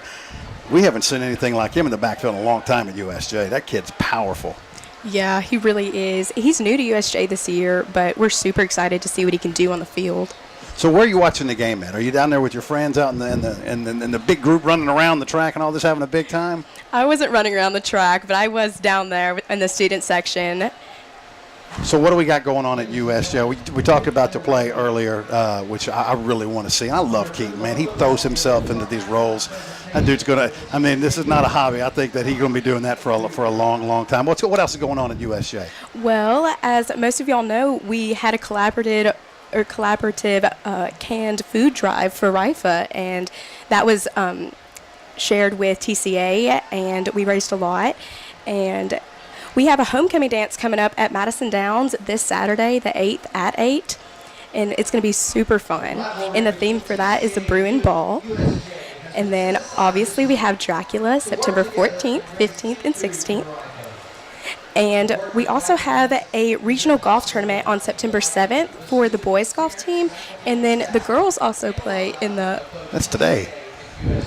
Next month. Oh, okay, October the 7th. Yeah. Okay, I'll say what. Now, no. You could still get involved if you want to, but it'd be night golf. No, it's the 17th, September the 17th. Gotcha. September. So 10 days from, so what are we talking about? Is that a Monday? I don't know. Let's see, Tuesday. Yeah, that's a Monday. Yeah, that's a Monday. Okay, so people can, if they want to play in that, is it just for you guys or people in the community can get in this tournament? No, it's usually just a team thing for each school, and so like USJ will send their team, and then gotcha. Other people will send their team. Yeah, so I got to ask. I think I asked you earlier, and I don't even remember what the answer is. But I'm digging the outfit. It's awesome. Love the outfit. You got leopard all over the side of your face. What are we doing? It's just showing a little school spirit. What's going on? Of course. Our theme is jungle theme tonight, so we really decided to wow Trinity's fans by bringing them to the jungle with the Bruins. I decided to come as an elephant tonight. Not a zebra? Oh, no. And tell them, Bailey, what does a zebra sound like? Well, contrary to popular belief, it does not sound like a horse. It sounds like a pig/dog. I suggest everyone should look it up. It's worth a listen. You want to let them hear what it sounds like? I thought you thought that. Actually, like a real zebra. That was something like that. Way worse than an actual zebra. Hey, great job as always. Absolutely outstanding. You going to be with us next week? We're going to Memphis. We're going to Cordova. Most likely. Man, we got ECS next week, a much improved ECS team. This is one of the best That'll teams be a they've good fielded game. in a long time. The Bruins have kind of had their number over the last couple of years. This will be a tall order next week, no question about it. 1 week from tonight, we will be in Cordova, Tennessee. We'll take this break, come back and take a look at the scoreboard and get you ready for third quarter action. Again, some great scores going on around. USJ is leading 21-0 here against TCA. But right now, over at the reservation, it is all Northside leading Milan 33-14 in the first half. Man, whatever caught fire with this team late in the third quarter and into the fourth quarter last week in Savannah, they still got it going right now. All Indians right now. We'll get you updated on some more scores from around the area here in week number 4 on Jackson's News Talk 101.5 FM and WNWS.com. Do you have 4 minutes, Johnny. glaucoma, or any form of eye disease? At Hughes Eye Center, our physicians include residency-trained optometrists, surgical ophthalmologists, retinal surgeons, and oculoplastic surgeons, all right here in Jackson, Tennessee at Hughes Eye Center. There's no need to drive to Memphis or Nashville for your surgical eye care needs. Call 664-1994 to schedule your consultation. At Hughes Eye Center on Stonebridge in Jackson, that's 664-1994. I'm Bart McSmart with the Man Channel, live at Polished Man Cave. Let's check it out. Oh, boy, I've been waiting on this all day. I've been working on this bypass with all these crazy folks yelling at me. It's time for your sugar scrub, Mr. Spiewak. Yes, ma'am. I had one of them back in college. Don't forget your complimentary beer, sir. Is this heaven? I've been scattered, smothered, covered, chugging all day, and I smell like bacon, fat, and gravy. You can call me Calgon because I want you to take me away. Rodney, it's time for your lotion, massage, and oil rub. These are the 9 words every man dreams about hearing. I hear you loud and clear, Rodney. That's all a part of the pedicure and Polished Man Cave, created for the guys with full grooming from nail to hair surfaces, fireplaces, TVs, and a complimentary beer or water to make you feel right at home, and gift certificates. 1041 Union University Drive. Open Tuesday through Saturday, 10 a.m. to 6 p.m. Call 736-3668. That's 736-3668. Log on to polishedjackson.com and view the entire menu. Polished Man Cave. Choose the best one. When it comes to choosing the right tires for your vehicle, we want to make it easy for you to choose the best one. At Best One Tire, we have thousands of passenger and light truck tires in stock, including Michelin, BF Goodrich, Uniroyal, Bridgestone, and Firestone. When you buy your tires from Best One Tire, you'll receive free nitrogen inflation. And we rotate and balance your tires free for the life of the tire. Also, with every free tire rotation, we do a free brake inspection. In addition to tires, we offer oil changes, wheel alignments, and complete brake service. We want your business for generations to come. Your family is our family at Best One Tire. Let us put you safely on the road. Call us at 660-4072. Best One Tire, just off Highway 412 at the Country Club exit, just down from 84 Lumber, and at 1180 South Dupree in Brownsville. Best One Tire. It's time now for the Vein and Vascular Center Medical Minute, brought to you by Dr. David Laird and Dr. Daniel Day of the Vein and Vascular Center. Can I get screened for CVI? The answer is yes. Screening for CVI is done through a simple, non-invasive ultrasound test conducted by the vein specialist at Vein and Vascular Center. If you think that you are suffering from varicose veins or more serious symptoms like swelling and pain in your legs that may be indicative of CVI, you should call and schedule an appointment with our vein specialist to discuss your treatment options. All varicose veins have the potential to become CVI. Today, there are a number of treatment options that are covered by many insurance plans. Get started towards your recovery with your screening from Vein and Vascular Center. Call Vein and Vascular Center at 664-7395 to schedule your appointment with their vein specialist to discuss your treatment options. For more information, visit vvcjackson.com. This weekend at Old Town Spaghetti Store, enjoy the marinated ribeye. 10-ounce marinated ribeye served with garlic, mashed potatoes, and asparagus. Served with your choice of salad or soup. The soup is vegetable beef, the fresh catch salmon, and the best prime rib in town. Slow roasted and cut to order. Tender, juicy, and full of flavor. Served with side item salad and fresh baked bread. Happy hour Monday through Friday, 5 to 8 p.m. with half-price drinks. Old Town Spaghetti Store, celebrating 36 years. Carriage House Drive, Jackson. Outside dining available. News Talk 101.5 FM, The Home. of Monday Night Football. Monday Night Football.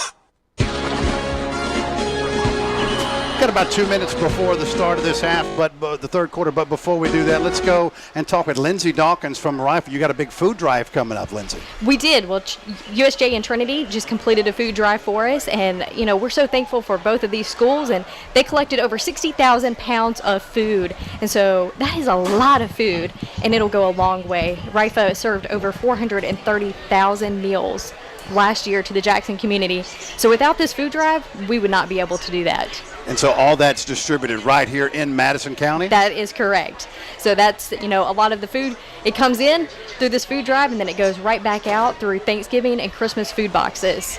Boy, there's nothing worse than having to wonder where that next meal is coming from. It's an awesome thing these kids have done. That's right, and them taking their time, and the parents, the alumni, the schools, just taking that time and really, putting other people first and really making a difference right here in their community. Lindsay, I have a similar philosophy, but I put me first, and other people come second, and I'm kidding. But that is awesome. You guys do a wonderful job with RIFA, and tonight was a big night. It was, and we're so thankful for both of these schools just putting that game aside for just a little bit. Absolutely. Because we know it's intense, but coming together and together trying to end hunger. Lindsay Dawkins, those of us that have plenty, have more than enough, it's hard to realize there's another America out here for a lot of people. And,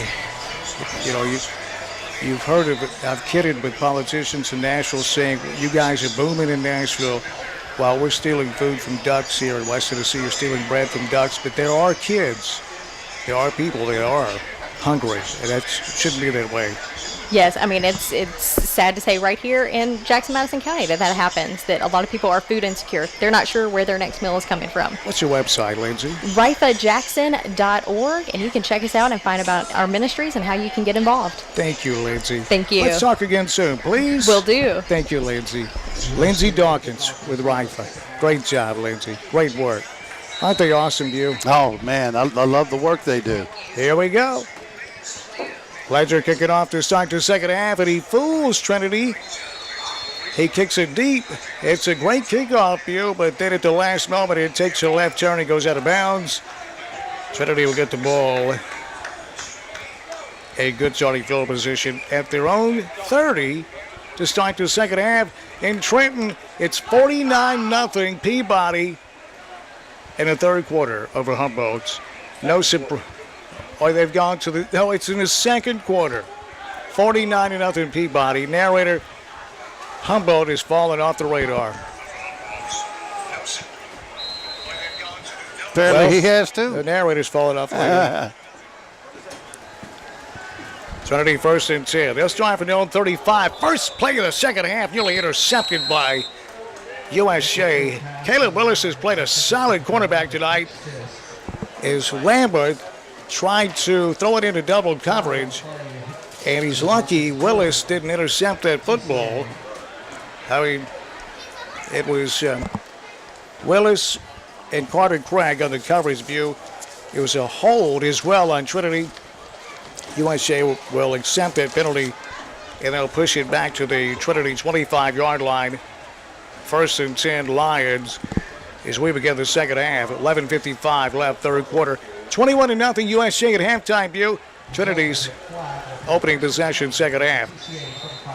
And they snapped it before the officials were ready, so they'll have to try it again. Out of sorts, really, Trinity's offense, and a lot of that thanks to the Bruin defense. Jim Hardigree's been dialing the right number all night. Yeah, and a lot of backside blitzes too, and so every time that Lambert tries to set, even when he's on the run and he tries to set, he gets popped. Gibson County was way up on South Fulton. One of the alumni for the Pioneers is with us. Lawson, 42-14. Gibson County. Here's the draw on first down, breaking a tackle from the 25 and out to the 30. Pick up the 5 yards. Boy, on the carry was Addison Coleman. You know, Danny, on this replay, see if you can get a look at it. From his mic position, is that T.J. Tharp with one arm making that tackle? Yes. Holy cow. He had a blocker view on the other shoulder and made the tackle with his left shoulder. What a Second game and he's 15. having. Trinity from their own 30. Underneath, it's a lateral. Here's Davis. He's dangerous. 30. Outside the numbers 35, and they corral him at the 40. Davis picks up 10 yards. So a 1st and 20 will turn into a 3rd and 5. Here's the narrator on the sideline. Guys, with Davis, you just hold your breath every time he gets the ball because he's so doggone quick. He gets from right here to way down yonder before you can take another breath. It wasn't designed to be a lateral, but Lambert threw it behind Davis. His athletic ability allowed him to a full 360 to catch that ball and then pick up 10 yards. Yeah, we saw it in that hurdle in the first quarter. Back to the air, underneath, caught. They needed 5, they gained 7. It's a 1st down for Trinity out to the 47-yard line. The Lions' own 47-yard line. And Trinity trying to put something together here to start the second half. Riley Graves on the reception view. Yeah, and that ball was in the air before he made his break and turn. Great job by quarterback and receiver. Trips, top of the screen, one receiver to the bottom. Here's a draw. They go from the 48 out to nearly the 50. Right at a 2-yard gain on 1st down for the Lions. To the sideline we go, and Richard, the narrator, Barber. Well, first drive for TCA here to open the second half is critical, Gal. It's a 3-touchdown lead. You got to put some points on the board because, in high school football, you don't get a lot of touches. It's Coach Butler said in the pregame. You got to take advantage of them, not turn it over. 2nd and 9. Trinity from their own 49. 4 wide receivers. Lambert back to the air. Underneath again. It's a shoe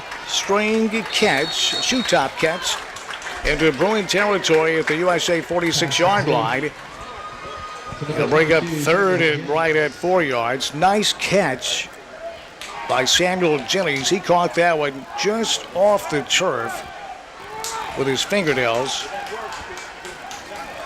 3rd and 4 from the Bruin 46 in view. You'd almost have to take 2 plays to pick up 4 yards here. Yeah, you might watch the hitch again. DB's a little far off the line. Lambert, shotgun, play action, and he throws it underneath to Davis, and Davis had to go down on a knee back at the 50 in the backfield. He'll lose 4 yards, and that's going to force Trinity to punt it away.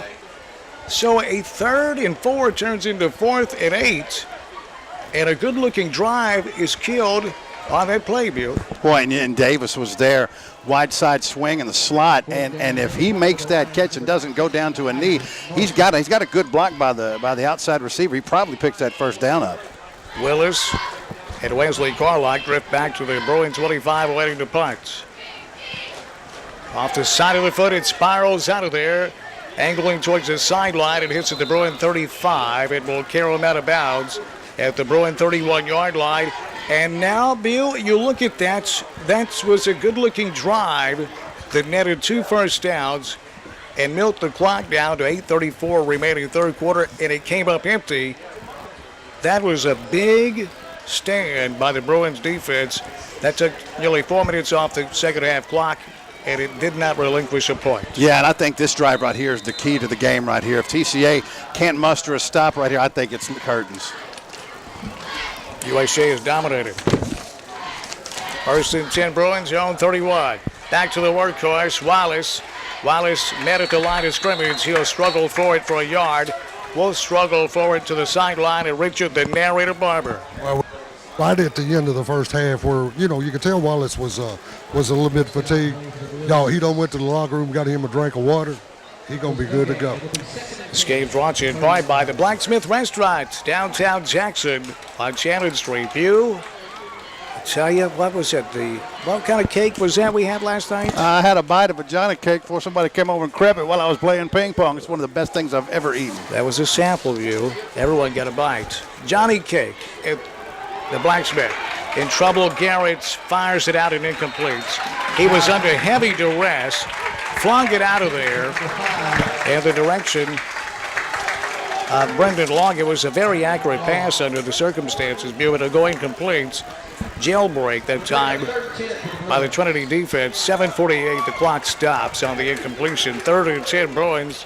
I think it's, 3rd and 10 from their own 31 view. Bruins caught a break. If that defender doesn't have his back to the quarterback, that should be a pick six. It's an INT if it's not. Moving left to right, here's USJ, 3rd and 10 from the Bruin 31. Reynolds goes God, goes underneath through the air, complete at the 30 along the sideline to the 35, and ushered out of bounds near the 37. He needed the 41, well shy of that first down. So the Trinity defense does its job.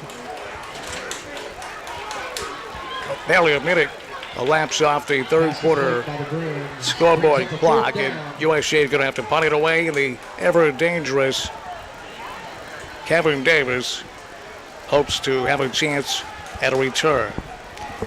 And the job of Brian Cahill is to kick it away from Davis. No question about it. It's your only assignment. Play clock at 20. USA running players on the field. Now Trinity trying to throw a curveball, trying to block the punch. Cahill gets it out of there. It hits at the 40. Will roll inside the 35 and out of bounds near the 30. And there's a flag coming in late as a Bruin lost his helmet. Flags on the play. We'll see. Let's see if we pick it up on the replay. Great job by Cahill on the punt. Great job by USJ because Trinity had not rushed the punter all night long. They do it this time, to try and block that punt.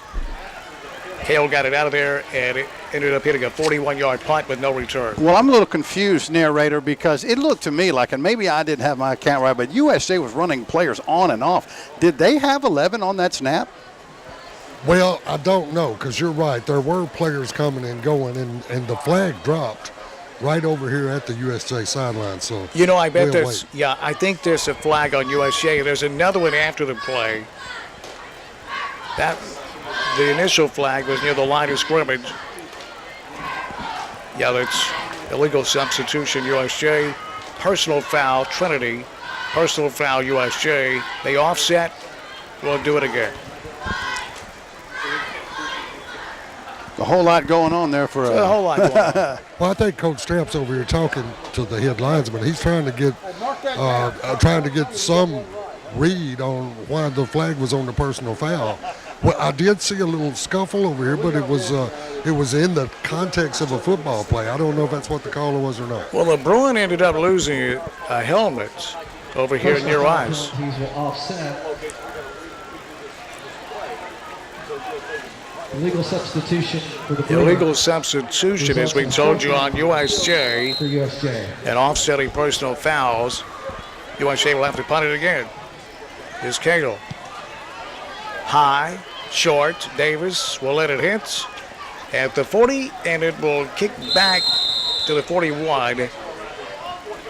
It'll be touchdown by the Bruins. They're going to give them the 40. So they lost about 10 yards on that punt. The offsetting penalties. 7:07 left. Third quarter, USJ 21-0 over Trinity Bass. The Trinity offense they've not been inside the Bruin 30 all night. No, they haven't. And you know what? The key is, I say the key, USC's keying on it, but the fact of the matter is Davis just needs a whole lot of touches here in the final 19. So here's Trinity, 1st and 10 from their own 40. Lambert back to the air, throws it short and incomplete at the 45-yard line. Pass incomplete for the Lions. That pass intended for Mitch Senskin. Bass, that was in a lot of traffic. That incomplete pass. Yeah, it was, and pretty low. You got to wonder right now for TCA, Lane Lambert's confidence right now. He hadn't had a whole lot go right tonight. Well, two wide receivers were just too close to one another, Bew. 2nd and 10, Lambert back to throw. Here comes a jailbreak and a sack. The quarterback got him again on the blitz. Seth Newberry, the second time tonight, got around the running back that was assigned to pick him up. And it's an easy sack of Lambert. And Bew, it's not hard to guess right now on defense for USJ. You can see that pass coming from a mile away, and the Bruins dialed up the blitz. Did Jim Hardigreen They dump Trinity all the way back at their own 29-yard line. It's 3rd and 21 for Trinity. Yeah, right. Defensive end Sethyberry with the pressure, but what's alarming for TCA, they only brought 4. Here's Davis. Little pass underneath, breaks a tackle, 35, running laterally along the 35 to the 40, to the 42 before he's tripped up. Kevin Davis with the carry. It'll be about 8 yards shy of that first down. He picked up about 16 yards and a gorgeous catch and run by Davis. And we've got a Bruin down with cramps, I believe. And he's got, now narrator may be able to tell, I thought that was Caleb Willis, who suffered from cramps against Crockett County. It looked like it might have been him. Yeah, it was him. I'm going to tell you, that could have been a long play. Joseph McGrath, you saw Davis reverse field, and he ran to the sideline to make him cut it back inside. McGrath made a great play, View. Big play by McGrath. High snap, it gets over the punter's head, has to run it down at the 20, and punts it out of there, but it's a very short punt that will hit at the 20-40 and carry him laterally along the 40 and out of bounds at the 40. That is a punt that nets -3 yards, and USJ will take over. That's just as good as a turnover. Yeah, no question about it. That snap on the punt just sails a little bit over his head. He was lucky to get that thing off and not have it blocked going back the other direction. Narrator, up here, Trinity looks like they just are like, you know what, we're ready to get out of here at some point tonight. Well, we talk a lot about body language during the course of a football game, and you can see momentum force some change in body language on a team that's not doing well. 1st and 10 from the Trinity 40. Here's the big man fighting ahead from the 40 inside the 38 and falling at the Trinity 36. The workhorse tonight, Tyler Wallace, dragging Lyons for 4 yards. What do you have at halftime, you? 116 yards, 113 yards. And 2 touchdowns. No, they scratched it 1. Should have been 2. Took one of them back. 56-0 Peabody at halftime over Humboldt. Lord of mercy. Shocker. 2nd and 6, USJ from the Trinity 37. Here's Tharp straight ahead, breaks the tackle to the 30, dives inside the 30 down to the 28-yard line. That's a huge I-group first down. TJ Tharp blasts through there for 8 yards, and the Bruins move the chains.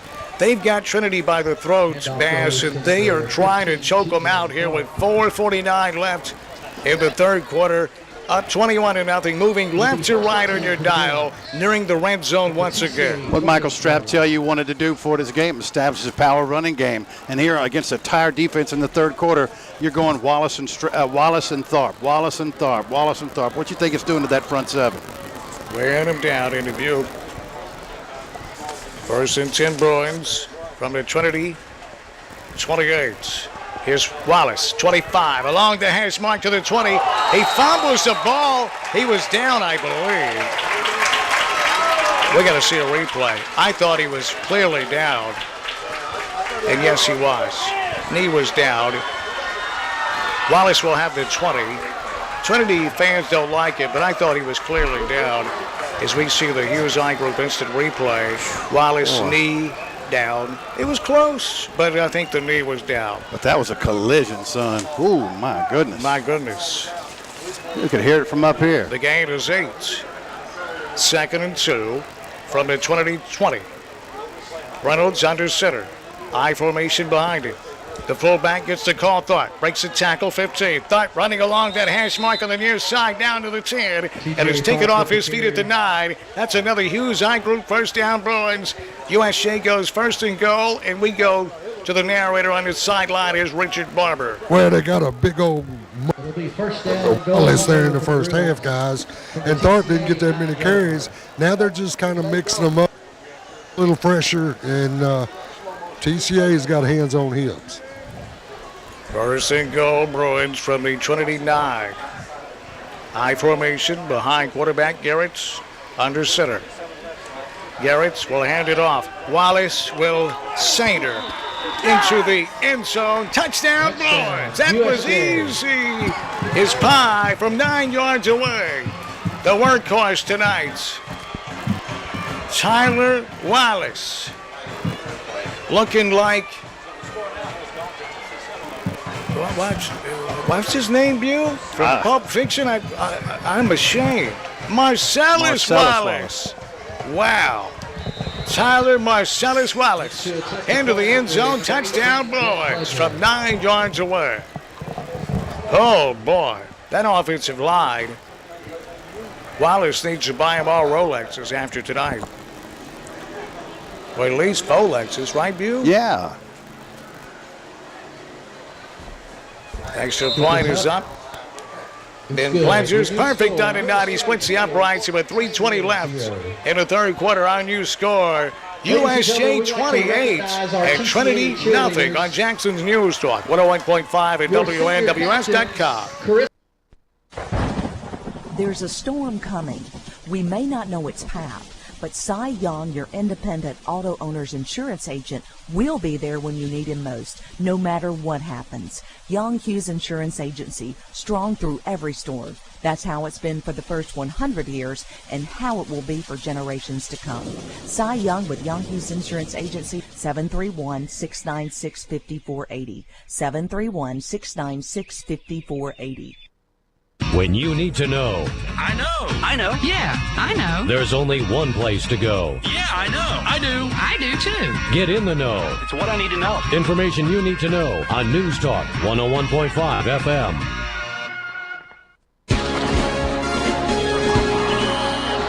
Sonic of Jackson bringing you USJ Broad football with 6 Jackson locations along with Sarah Cadillac, Chevrolet, Buick, GMC, and Kia. By Brandon Jones at State Farm Insurance. Best One Tire and Service of Jackson. Old Town Spaghetti Store. By Norman Tammy Reed, Hickman Realty. Dan Reeves, Seabass, Richard the Narrator Barber. 28-0 Bruins, 3:20 left. Third quarter, it's Davis going to get a chance to return from the 5 to the 10 to the 15. Running laterally, giving up room to the 10. He has the 15, has the sideline 20 to the 25. Flags come down, and so does Davis at the 37. The electric Kickoff return for Kevin Davis. Kevin Davis brought that one back 32 yards. But flags committed to 40. That will probably go back. And boy, he's a pleasure to watch in Butte. Well, the thing about it is everybody stayed in their lane. They did what they were supposed to do. He just simply ran around it. Man, that kid's fast. He is. It's a contained tonight for the Bruins. Has not allowed him a long touchdown. I'm not sure what that signal was from the official, but it's called on Trinity Christian. It looked like a legal man downfield, which it couldn't have been on a kickoff return. Yeah. I didn't see what it was. I do know it wasn't that, but I'll tell you what, man. What's one of the keys, one of the things that's really hurt the Bruins lately, kickoff coverage. And you would think that tonight would be really difficult for them. They've been pretty good for the most part, pretty disciplined. Let's see if they give you another. Now, did you pick up on that signal? That almost looked like the signal of an illegal man downfield, but that could not have been the call. Well, it looks like they're still debating it, guys. Now they're getting ready to spot the ball and walk it off against TCA. But no, I didn't see the signal. But, Bass, I agree with you. You know, for the last year or two, USA special teams, especially kicks and punts, been a problem. But kids stayed in their lane, and you know the thing against a kid that's so much faster than everybody else, you got to get the right angle. They had some kids take the right angle and able to shut that thing back down. That's a big one. Personal foul will push it all the way back to the 22. First and 10. Here's Lambert rolling left, looking to throw. Fires incomplete at the 25. Threw that one low at the feet of Riley Graves. Second and 10. Coming up here for Trinity, Paul Schulze, Lawson Mann, Worthy Road Studios, doing great work tonight. USJ Communications course, and Scott Tinker also with us. Jonathan Greer, Danny Keith, back at News Talk World Headquarters. Michael Osborne, like a big old angel watching over everything. Back in Brownsville, 33-14. Northside leading Milan in the second half.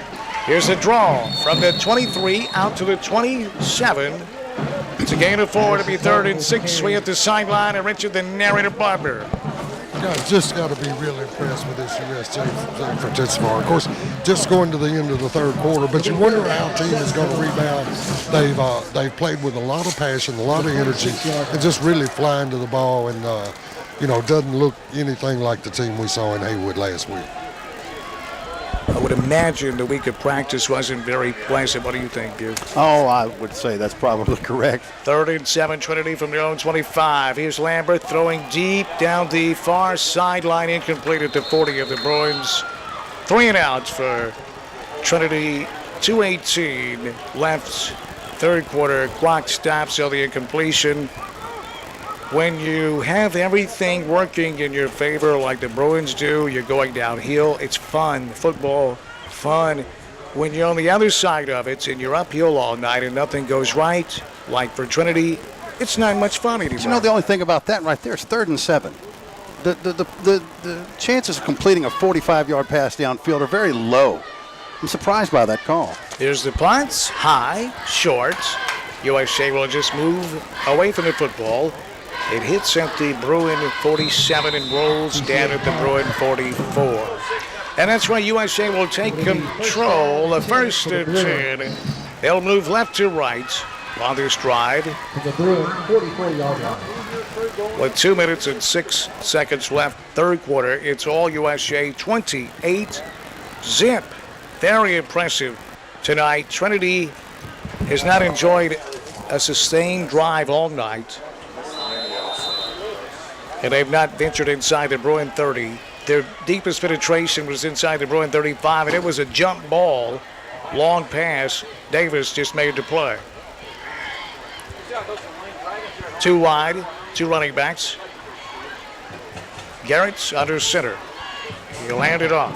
Straight ahead. The big man mumbles and bumbles along that hash mark on the far side from the 44 to midfield. He'll hit on the Trinity T right there at the 50. He'll rip off 6 on first down. Wallace, and Wallace again, Buford.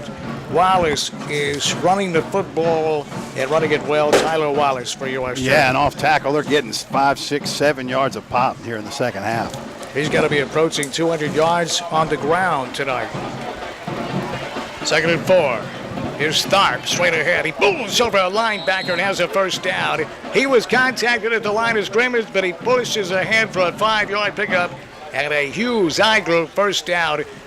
You don't want to tackle Wallace anymore? Fine, we'll give you a break. Wallace is 6 feet 241. We're going to give you a break and send a little guy up there with the football. TJ Tharp is 5'11", 227. View. Hello. Man, the replay will be a pleasure to watch. That was fun running. 50-14, Gibson County Big League to the air, complete. 40, outside the numbers and tackled at the Trinity 36-yard line. That's a gain of 9 yards. That's Wesley Carlock, I believe, on the reception. No, it was actually Joseph McGrath. I think. No, it was Wesley Carlock. The gain is nearly 10. To the sideline, here's Richard Barber.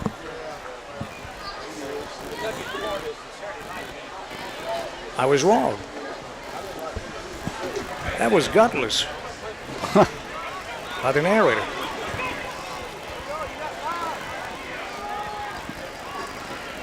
Second down and less than a yard. Here is Wallace. Close to a first down. Narrator, you've been able to work on the batteries. We're picking up a lot of. Are you with us, narrator? Yo, dog, I'm right up in here. It's sounding good all night long. Richard, the narrator, Barber. I'm so glad. Now, I ain't tackled anybody all night. And I look at these kids from TCA having to tackle Tharp and Wallace, and I'm going, man, I so wouldn't want to do that. Well, it's a first down by Wallace at the Trinity 35, and it's probably going to be the last play of the third quarter, and it is. We switched from Henry County Liberty to Milan Northside because we wanted to avoid a blowout. Well, Northside, you're making me look stupid. 42-14 Northside of a Milan. We go to the fourth quarter here. Trinity 28. TCA nothing. On Jackson's News Talk, 101.5 at WNWS.com. When you step into King Jewelers, you're stepping into a family-owned business with nearly 30 years of experience. Let Grove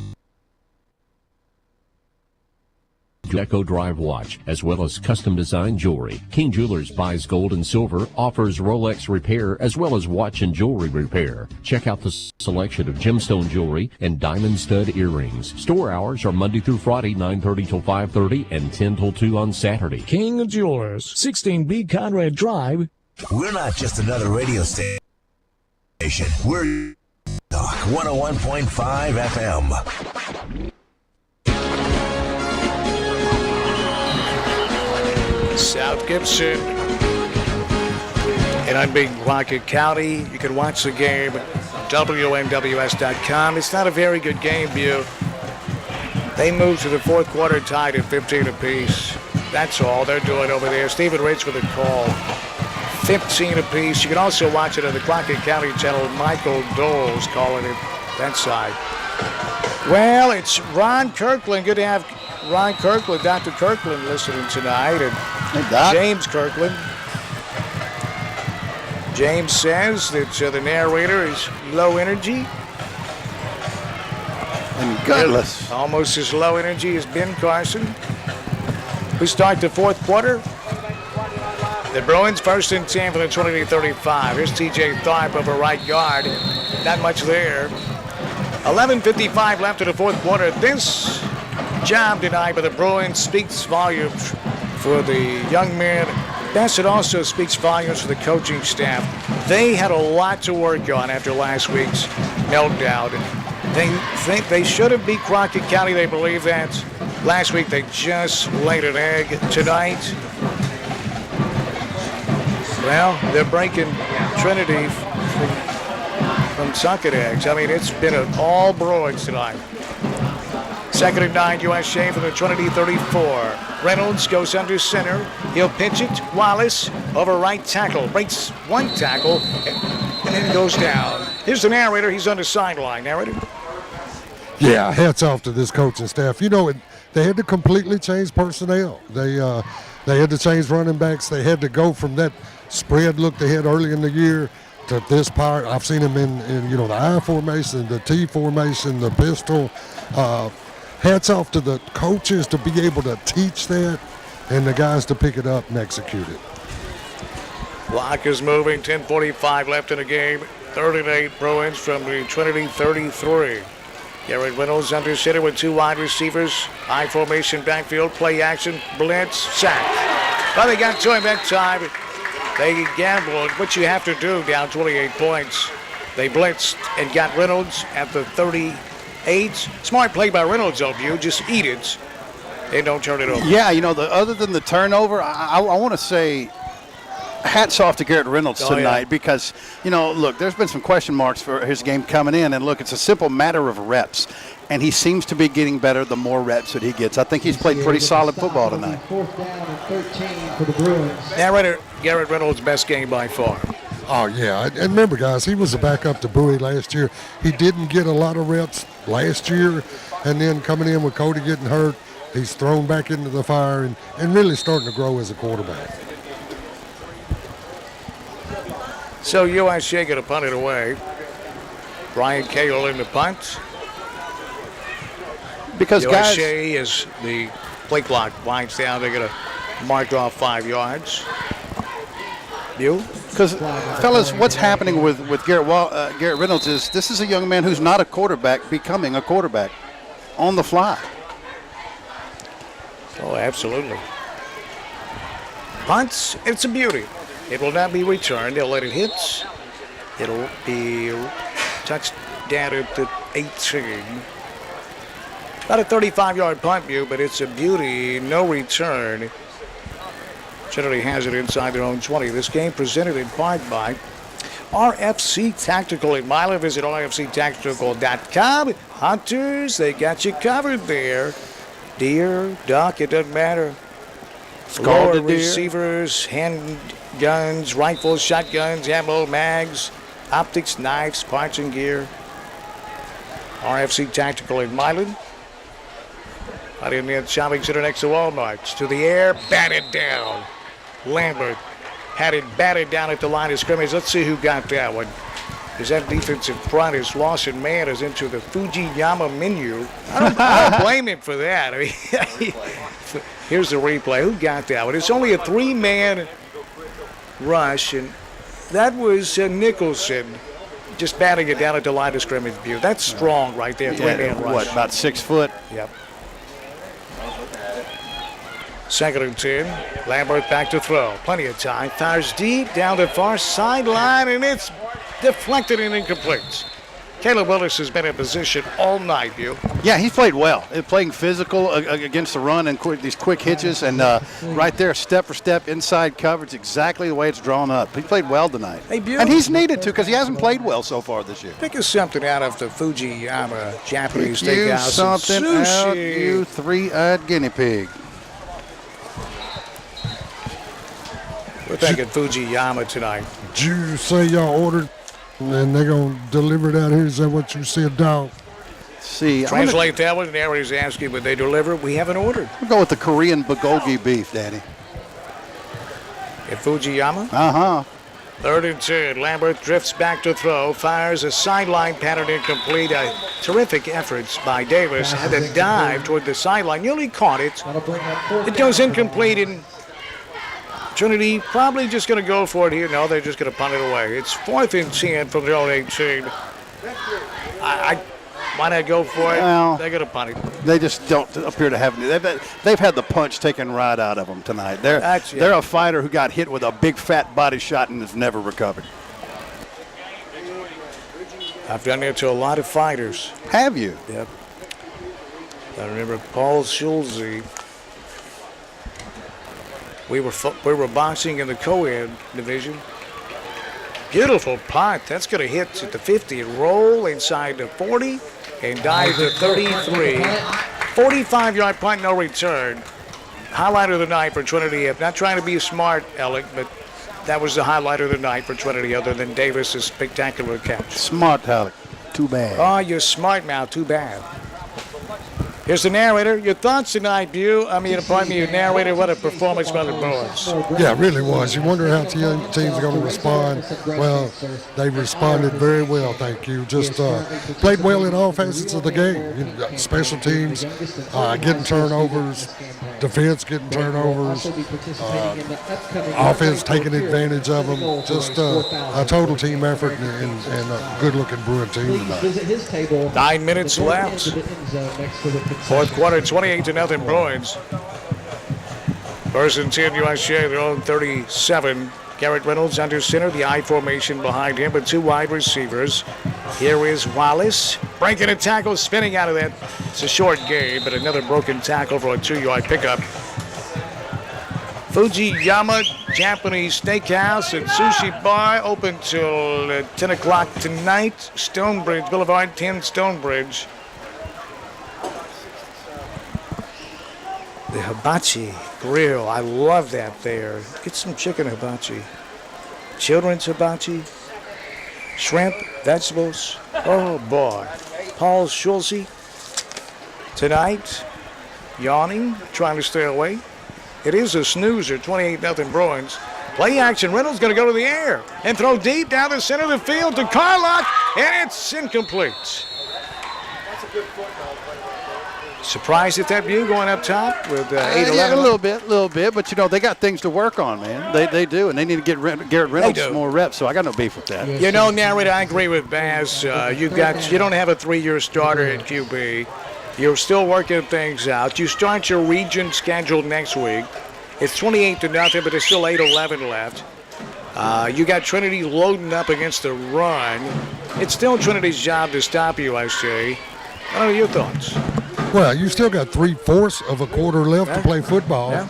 8-11 to go. Yeah, the game's not over. You want to continue to run y'all. Now, if that happened with 1:30 to go, you got to beat. Yeah. But right now, no. Remember, Northside scored 34 points in the 4th quarter last week. Thinking the same thing, dude. You got whistles. Timeout USJ. Timeout on the play. We're due a USJ. station ID 0108 for our stations on down the line. West of the Rockies, it's 0108. In Mexico, 0108. In Canada, they're no longer with us until they complete the NAFTA deal. 28-0 USJ, 8:11 left fourth quarter. USFM Jackson. News brought to you by the Hughes Eye Group, the best in medical and surgical eye care. 112 Stonebridge, Jackson. First in news, first in sports, the NFL and Monday Night Football, only on News Talk 101.5 FM.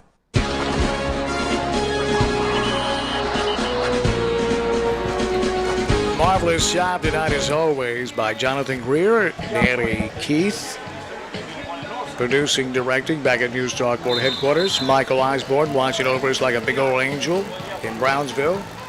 My name's Dan Reeves, along with Seabass. It's the narrator Barbers at the sideline. That's what's up. Paul Schulze, Lawson Mann. Beautiful job, as always, Worthy Road Studios. Lawson, wake up.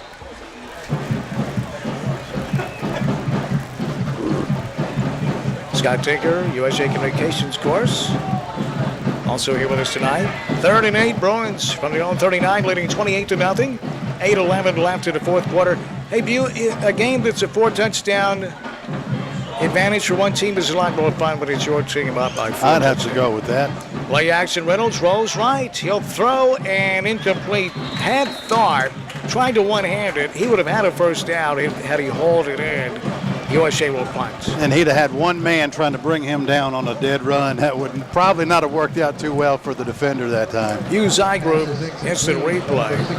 It was out in front of him a little bit. Bassey should have caught it. He'd have had a first down. TJ will tell you that. He looks like he may be a little winded. He might have caught that ball in the first half. 8 minutes left. And see, Davis could bring this back lickety splits. And there's still 8 minutes left. Here's the punt. He won't bring this one back. It's high and short. It'll go angle out of bounds near midfield. I'll take it. That's a 14-yard net punt. Now, I won't take that. That's only 14 yards. Well, the only thing about it is, okay, let's say he catches that punt. He's right at about the 32-yard line. Now, that's the ball's going to be spotted at the 45. The chances of him picking up 15 yards are pretty darn good. Not tonight, it hasn't been. USJ's done a great job with punt coverage by angling those punts away. We've talked about that all night now. You've got to give it to the USJ special teams as well tonight. They've done a great job. They have. They've contained all facets of the game. I want to give a huge shout out to this USJ crowd. Look across over here. Stands are full. They're lined up all along the fences.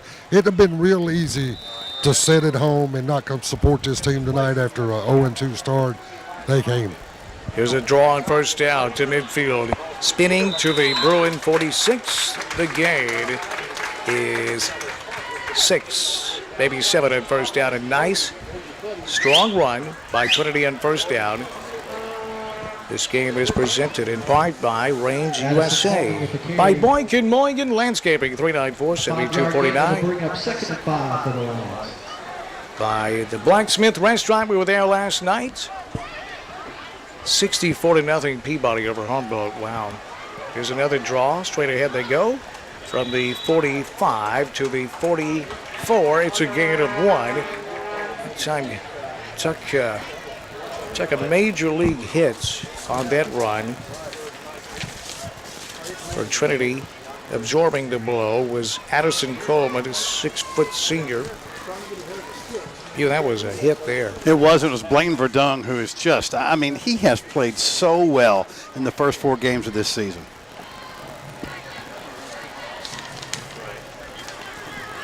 Third and 3 for Trinity from the Bruin 44. Shotgun snap. It's a handoff to Davis, who retreats in the backfield looking for the edge. Has the 40s. He cups it up at the hash mark and a first down as he goes to the turf at the Bruin 39. He picked up 5. He picked up a Trinity first down and one of the few in the second half. They had 2 on the opening drive. First down. And that's all. Yeah, USJ's just kept this offense bottled up all night long.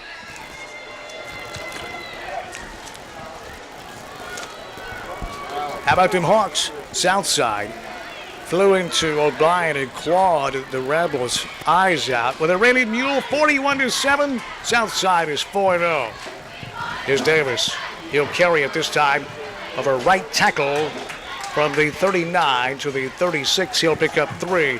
Narrator, how about Tyler Reeder and them Hawks? They're 4-0 as they travel back to Jackson tonight. Congratulations to the Hawks. Yeah, guys, and what a story that's become. You know, they won the game year before last, and then you see things turning around, and then they get into the playoffs and make a little noise in the playoffs, and now off to a 4-0 start. Great job, Hawks. 5:50 left here in the fourth quarter. It's all Bruins, 28-0 over Trinity. Second and 7 Trinity from the Bruin 36. This matches the deepest penetration of the evening for the Lions. Lambert, the quarterback, drifts back to throw. He'll fire it deep down the near sideline, incomplete in the end zone. Davis, a diving attempt near the near pylon in the back corner of the end zone. Over double coverage, Davis beat the double coverage just a bit out in front. It'll go incomplete. And the safety got there in time, but he still got outran. I mean, that's just pure speed right there. That's not bad coverage, Reeves. I mean, no, it's not. It's a separation that the great players have, view. Davis has it. He separated at the last moment and nearly caught it. 3rd and 7. 4 wide, make it 3. Here's Lambert. Cross the middle or make it an out pattern. Complete at the 30. And out of bounds at the 27. That should be enough for a first down. He needed 7. He got 8. First down, Trinity. Yeah, he got it by a yard. That's the second nice move. Remember, he had a beautiful spin move off of a catch that ended up being a turnover because he had the ball poked away. You know, I've seen more spins tonight than I have in a while. In the running game, off the receptions. That's Samuel Jennings on the reception. Everybody's Deepest spinning. penetration of the night to the Bruin 27. Here's a draw. 25, 20. Tackled at the 19.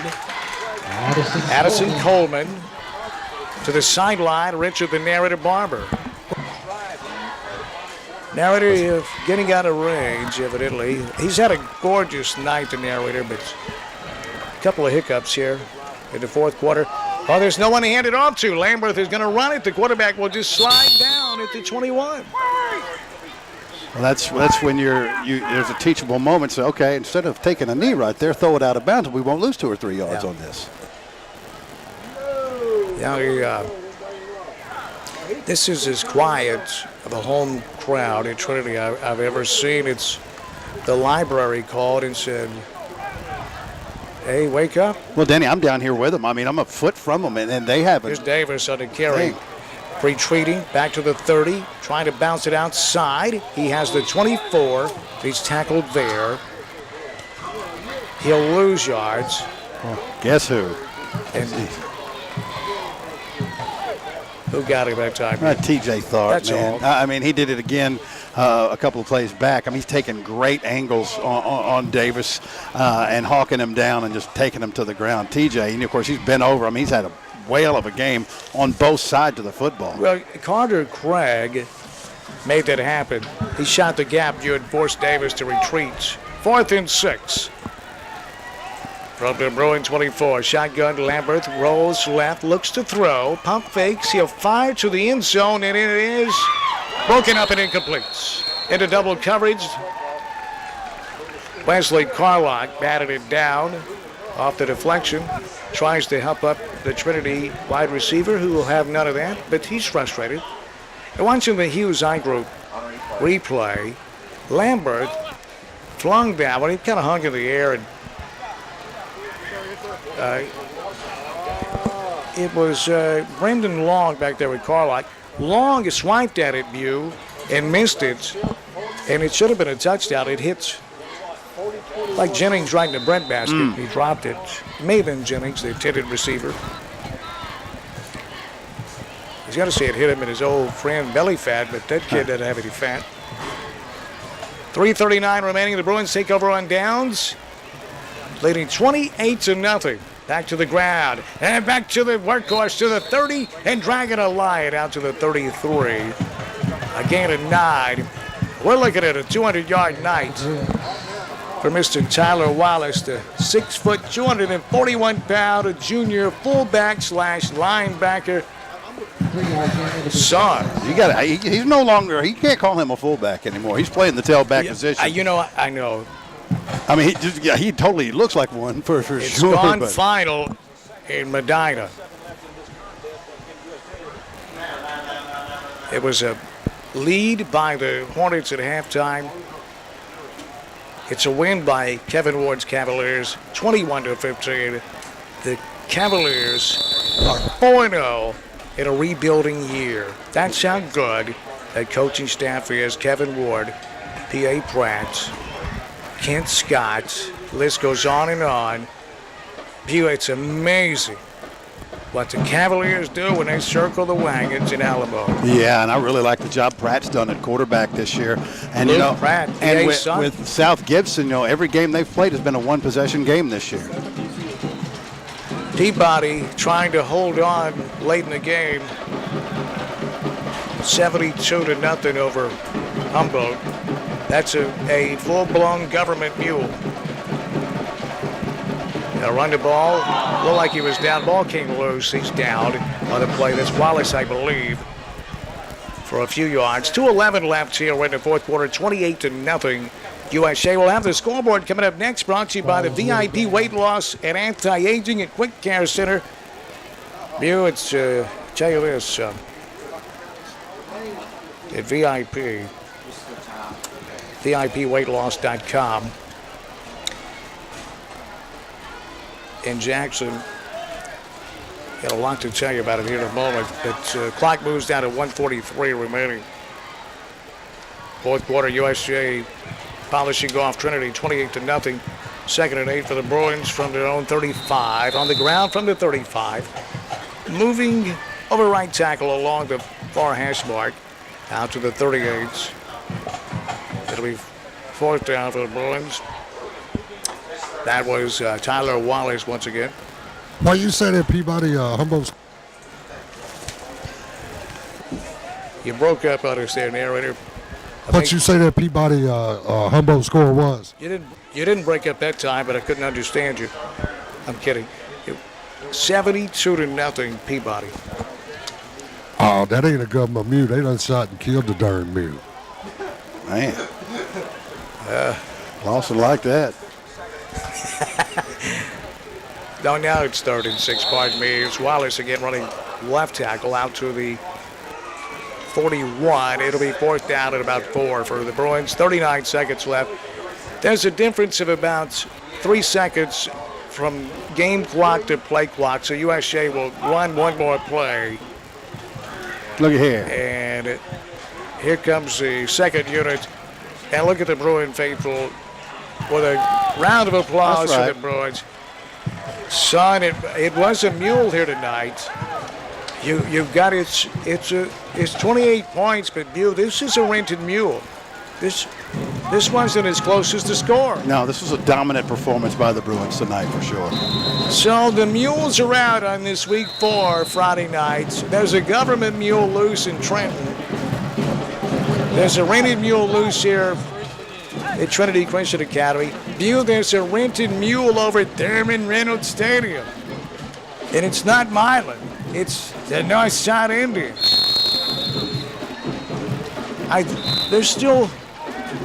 They just now moved to the fourth quarter in Trenton. And it's 72-0 tie.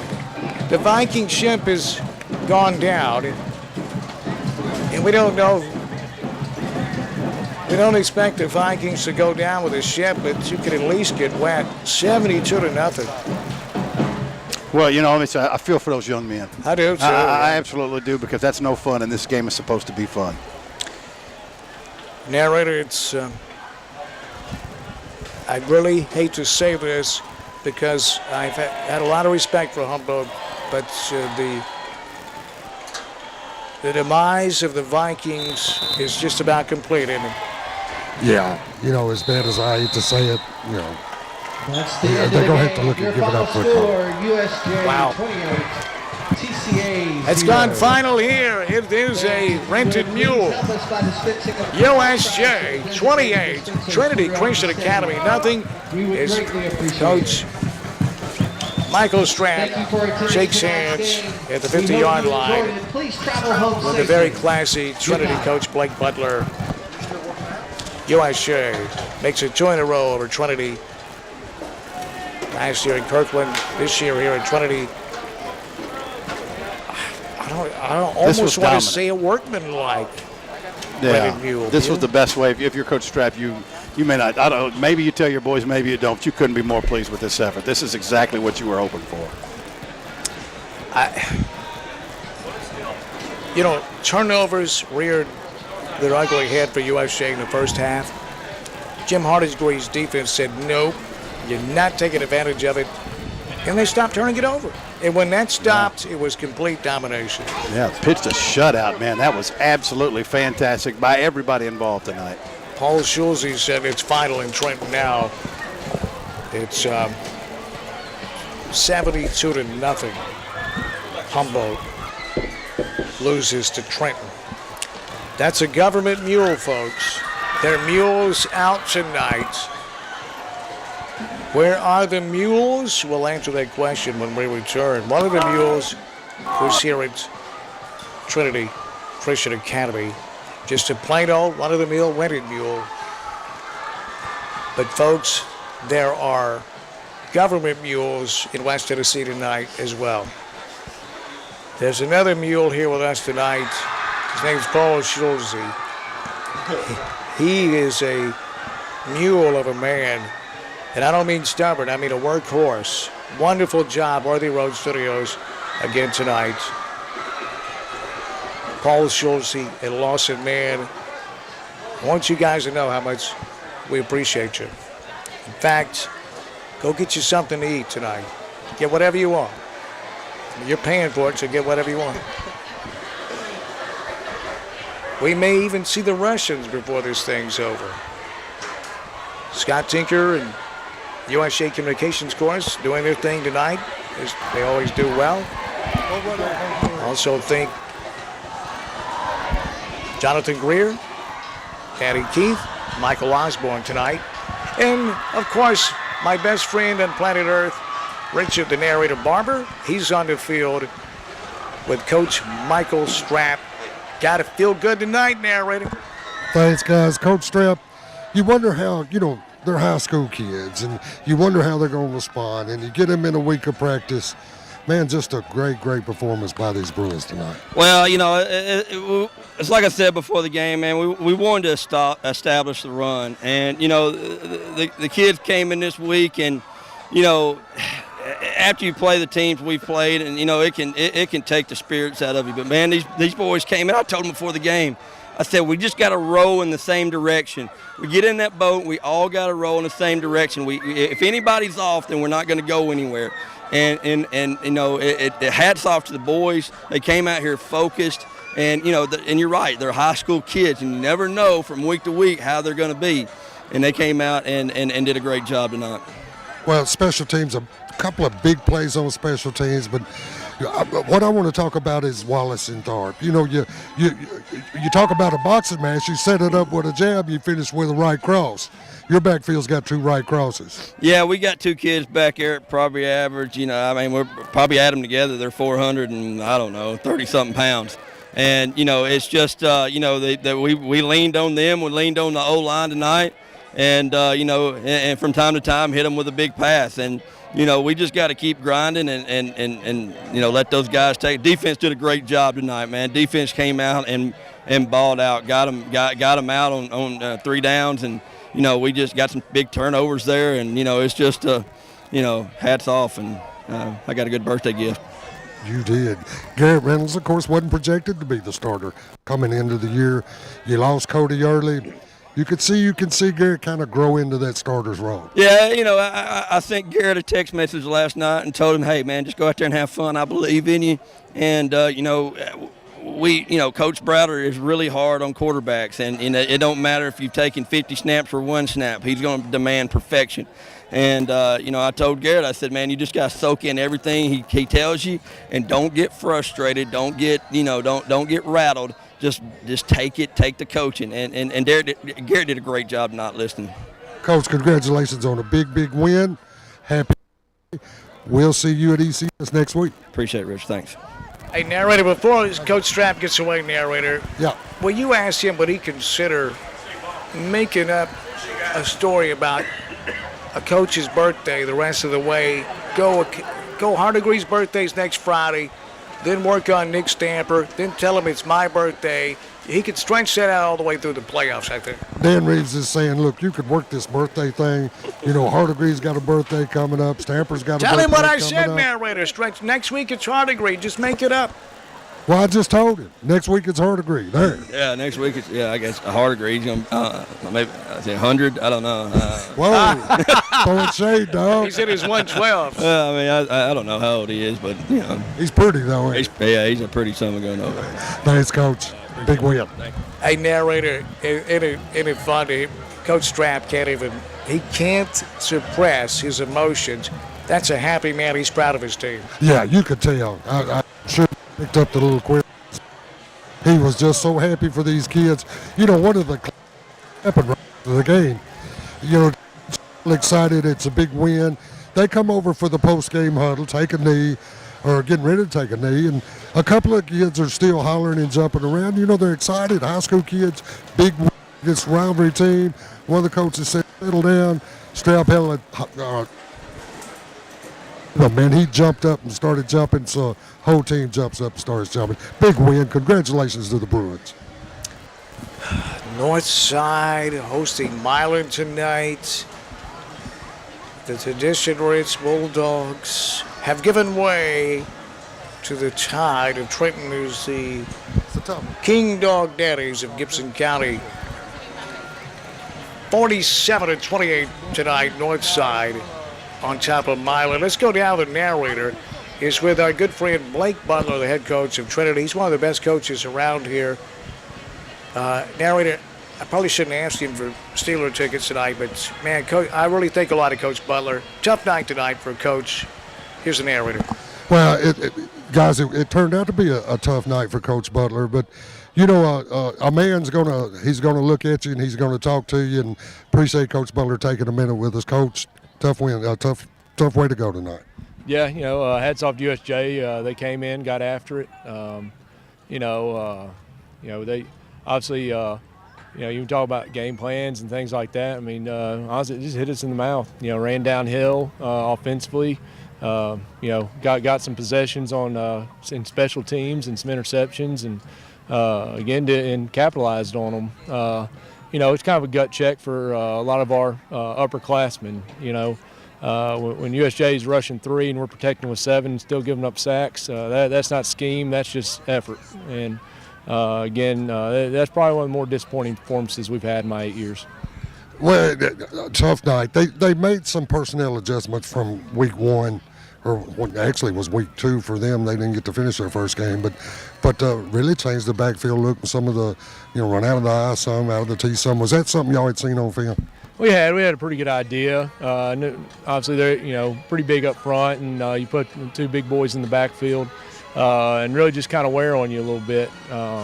And we knew we had to stop that early, which we didn't do a great job of it, or it was going to wear on us. That's something we felt like we had to stop early to try to get them out of it, and we never really had a lot of success of being consistent with it. We got a few stops here and there, but when you give them 5 extra possessions in the first half, eventually they're going to bust one. And they did a great job of coming in and executing. We didn't. Well, I know in our pregame talk, the first thing you said is we can't turn the ball over, and you couldn't follow through with that tonight. Yeah, we know, with the interceptions, fumbles, things like that, you hate that they happen, but really, I mean, the kickoffs, we'd even talk, our guys know that not a lot of people want to kick it deep to Kevin Davis. I mean, that's, any coach in America can see that. But our front line, just not paying attention. And we told them they're going to hit squib kick, they're going to hit line drives, they're not going to want to kick it deep.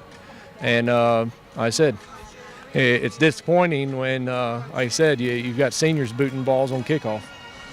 Coach, these interviews are never fun after a game like this. I appreciate you taking a minute to talk to us, and good luck on the rest of the year. Oh, no problem. I appreciate it. Hey, tell him go Steelers. Wait a minute. You knew this would come up. Dan I said don't have any Steelers tickets. Dan said it might not be a good night to mention it, but ask Coach Butler about those tickets. Hey, I've been banned from Steelers games because the last 3 I've gone to, they've lost. So I may not be going to any important games. Maybe Dan's a good luck charm. I'm certainly not. Thanks, Coach. Good luck on the rest of the year. Boy's a class act. Class act? Class act. Really is. Blake Butler. His dad is the defensive coordinator. Keith Butler is the defensive coordinator for the Pittsburgh Steelers. Boy, what a pedigree there. Sweet Caroline, playing here in Trinity. I hope Bass got to hear it. He loves that song, Sweet Caroline. When that plays, Bass and Paul Schulze do a line dance that they made up, and son, that's going to be a YouTube sensation one day. Great job tonight, Paul Schulze, Lawson Man, Worthy Road Studios. My hat's off to those gentlemen. Scott Tinker, USJ Communications course, doing their thing here tonight with us as well. Jonathan Greer, Danny Keith, making sure we're on the air, producing and directing. Michael Osborne, like a big old angel, hovering over all of us, making sure nothing bad happens to us back in Brownsville. Larry Zonka was watching tonight. Larry, if you have any insight to some Steeler tickets, that'd be great. Rented Mules are out in West Tennessee tonight. 2 teams have punched the 4-0 ballot. Jackson Southside tucked the Mules with them and turned them loose in O'Brien tonight. We'll tell you how bad Southside beat O'Brien. We'll tell you what, there was a government mule in West Tennessee tonight. Is another team stayed unbeaten, the Peabody Golden Tide. Let's go down to the sideline. The narrator has 2 big, strong linebackers that also can run the football with him. They showed out tonight. Here's Richard, the narrator, Barber. Guys, thanks. When we talked to Coach Strap, we referenced a boxing match and where you set people up with a jab, then you hit them with a cross.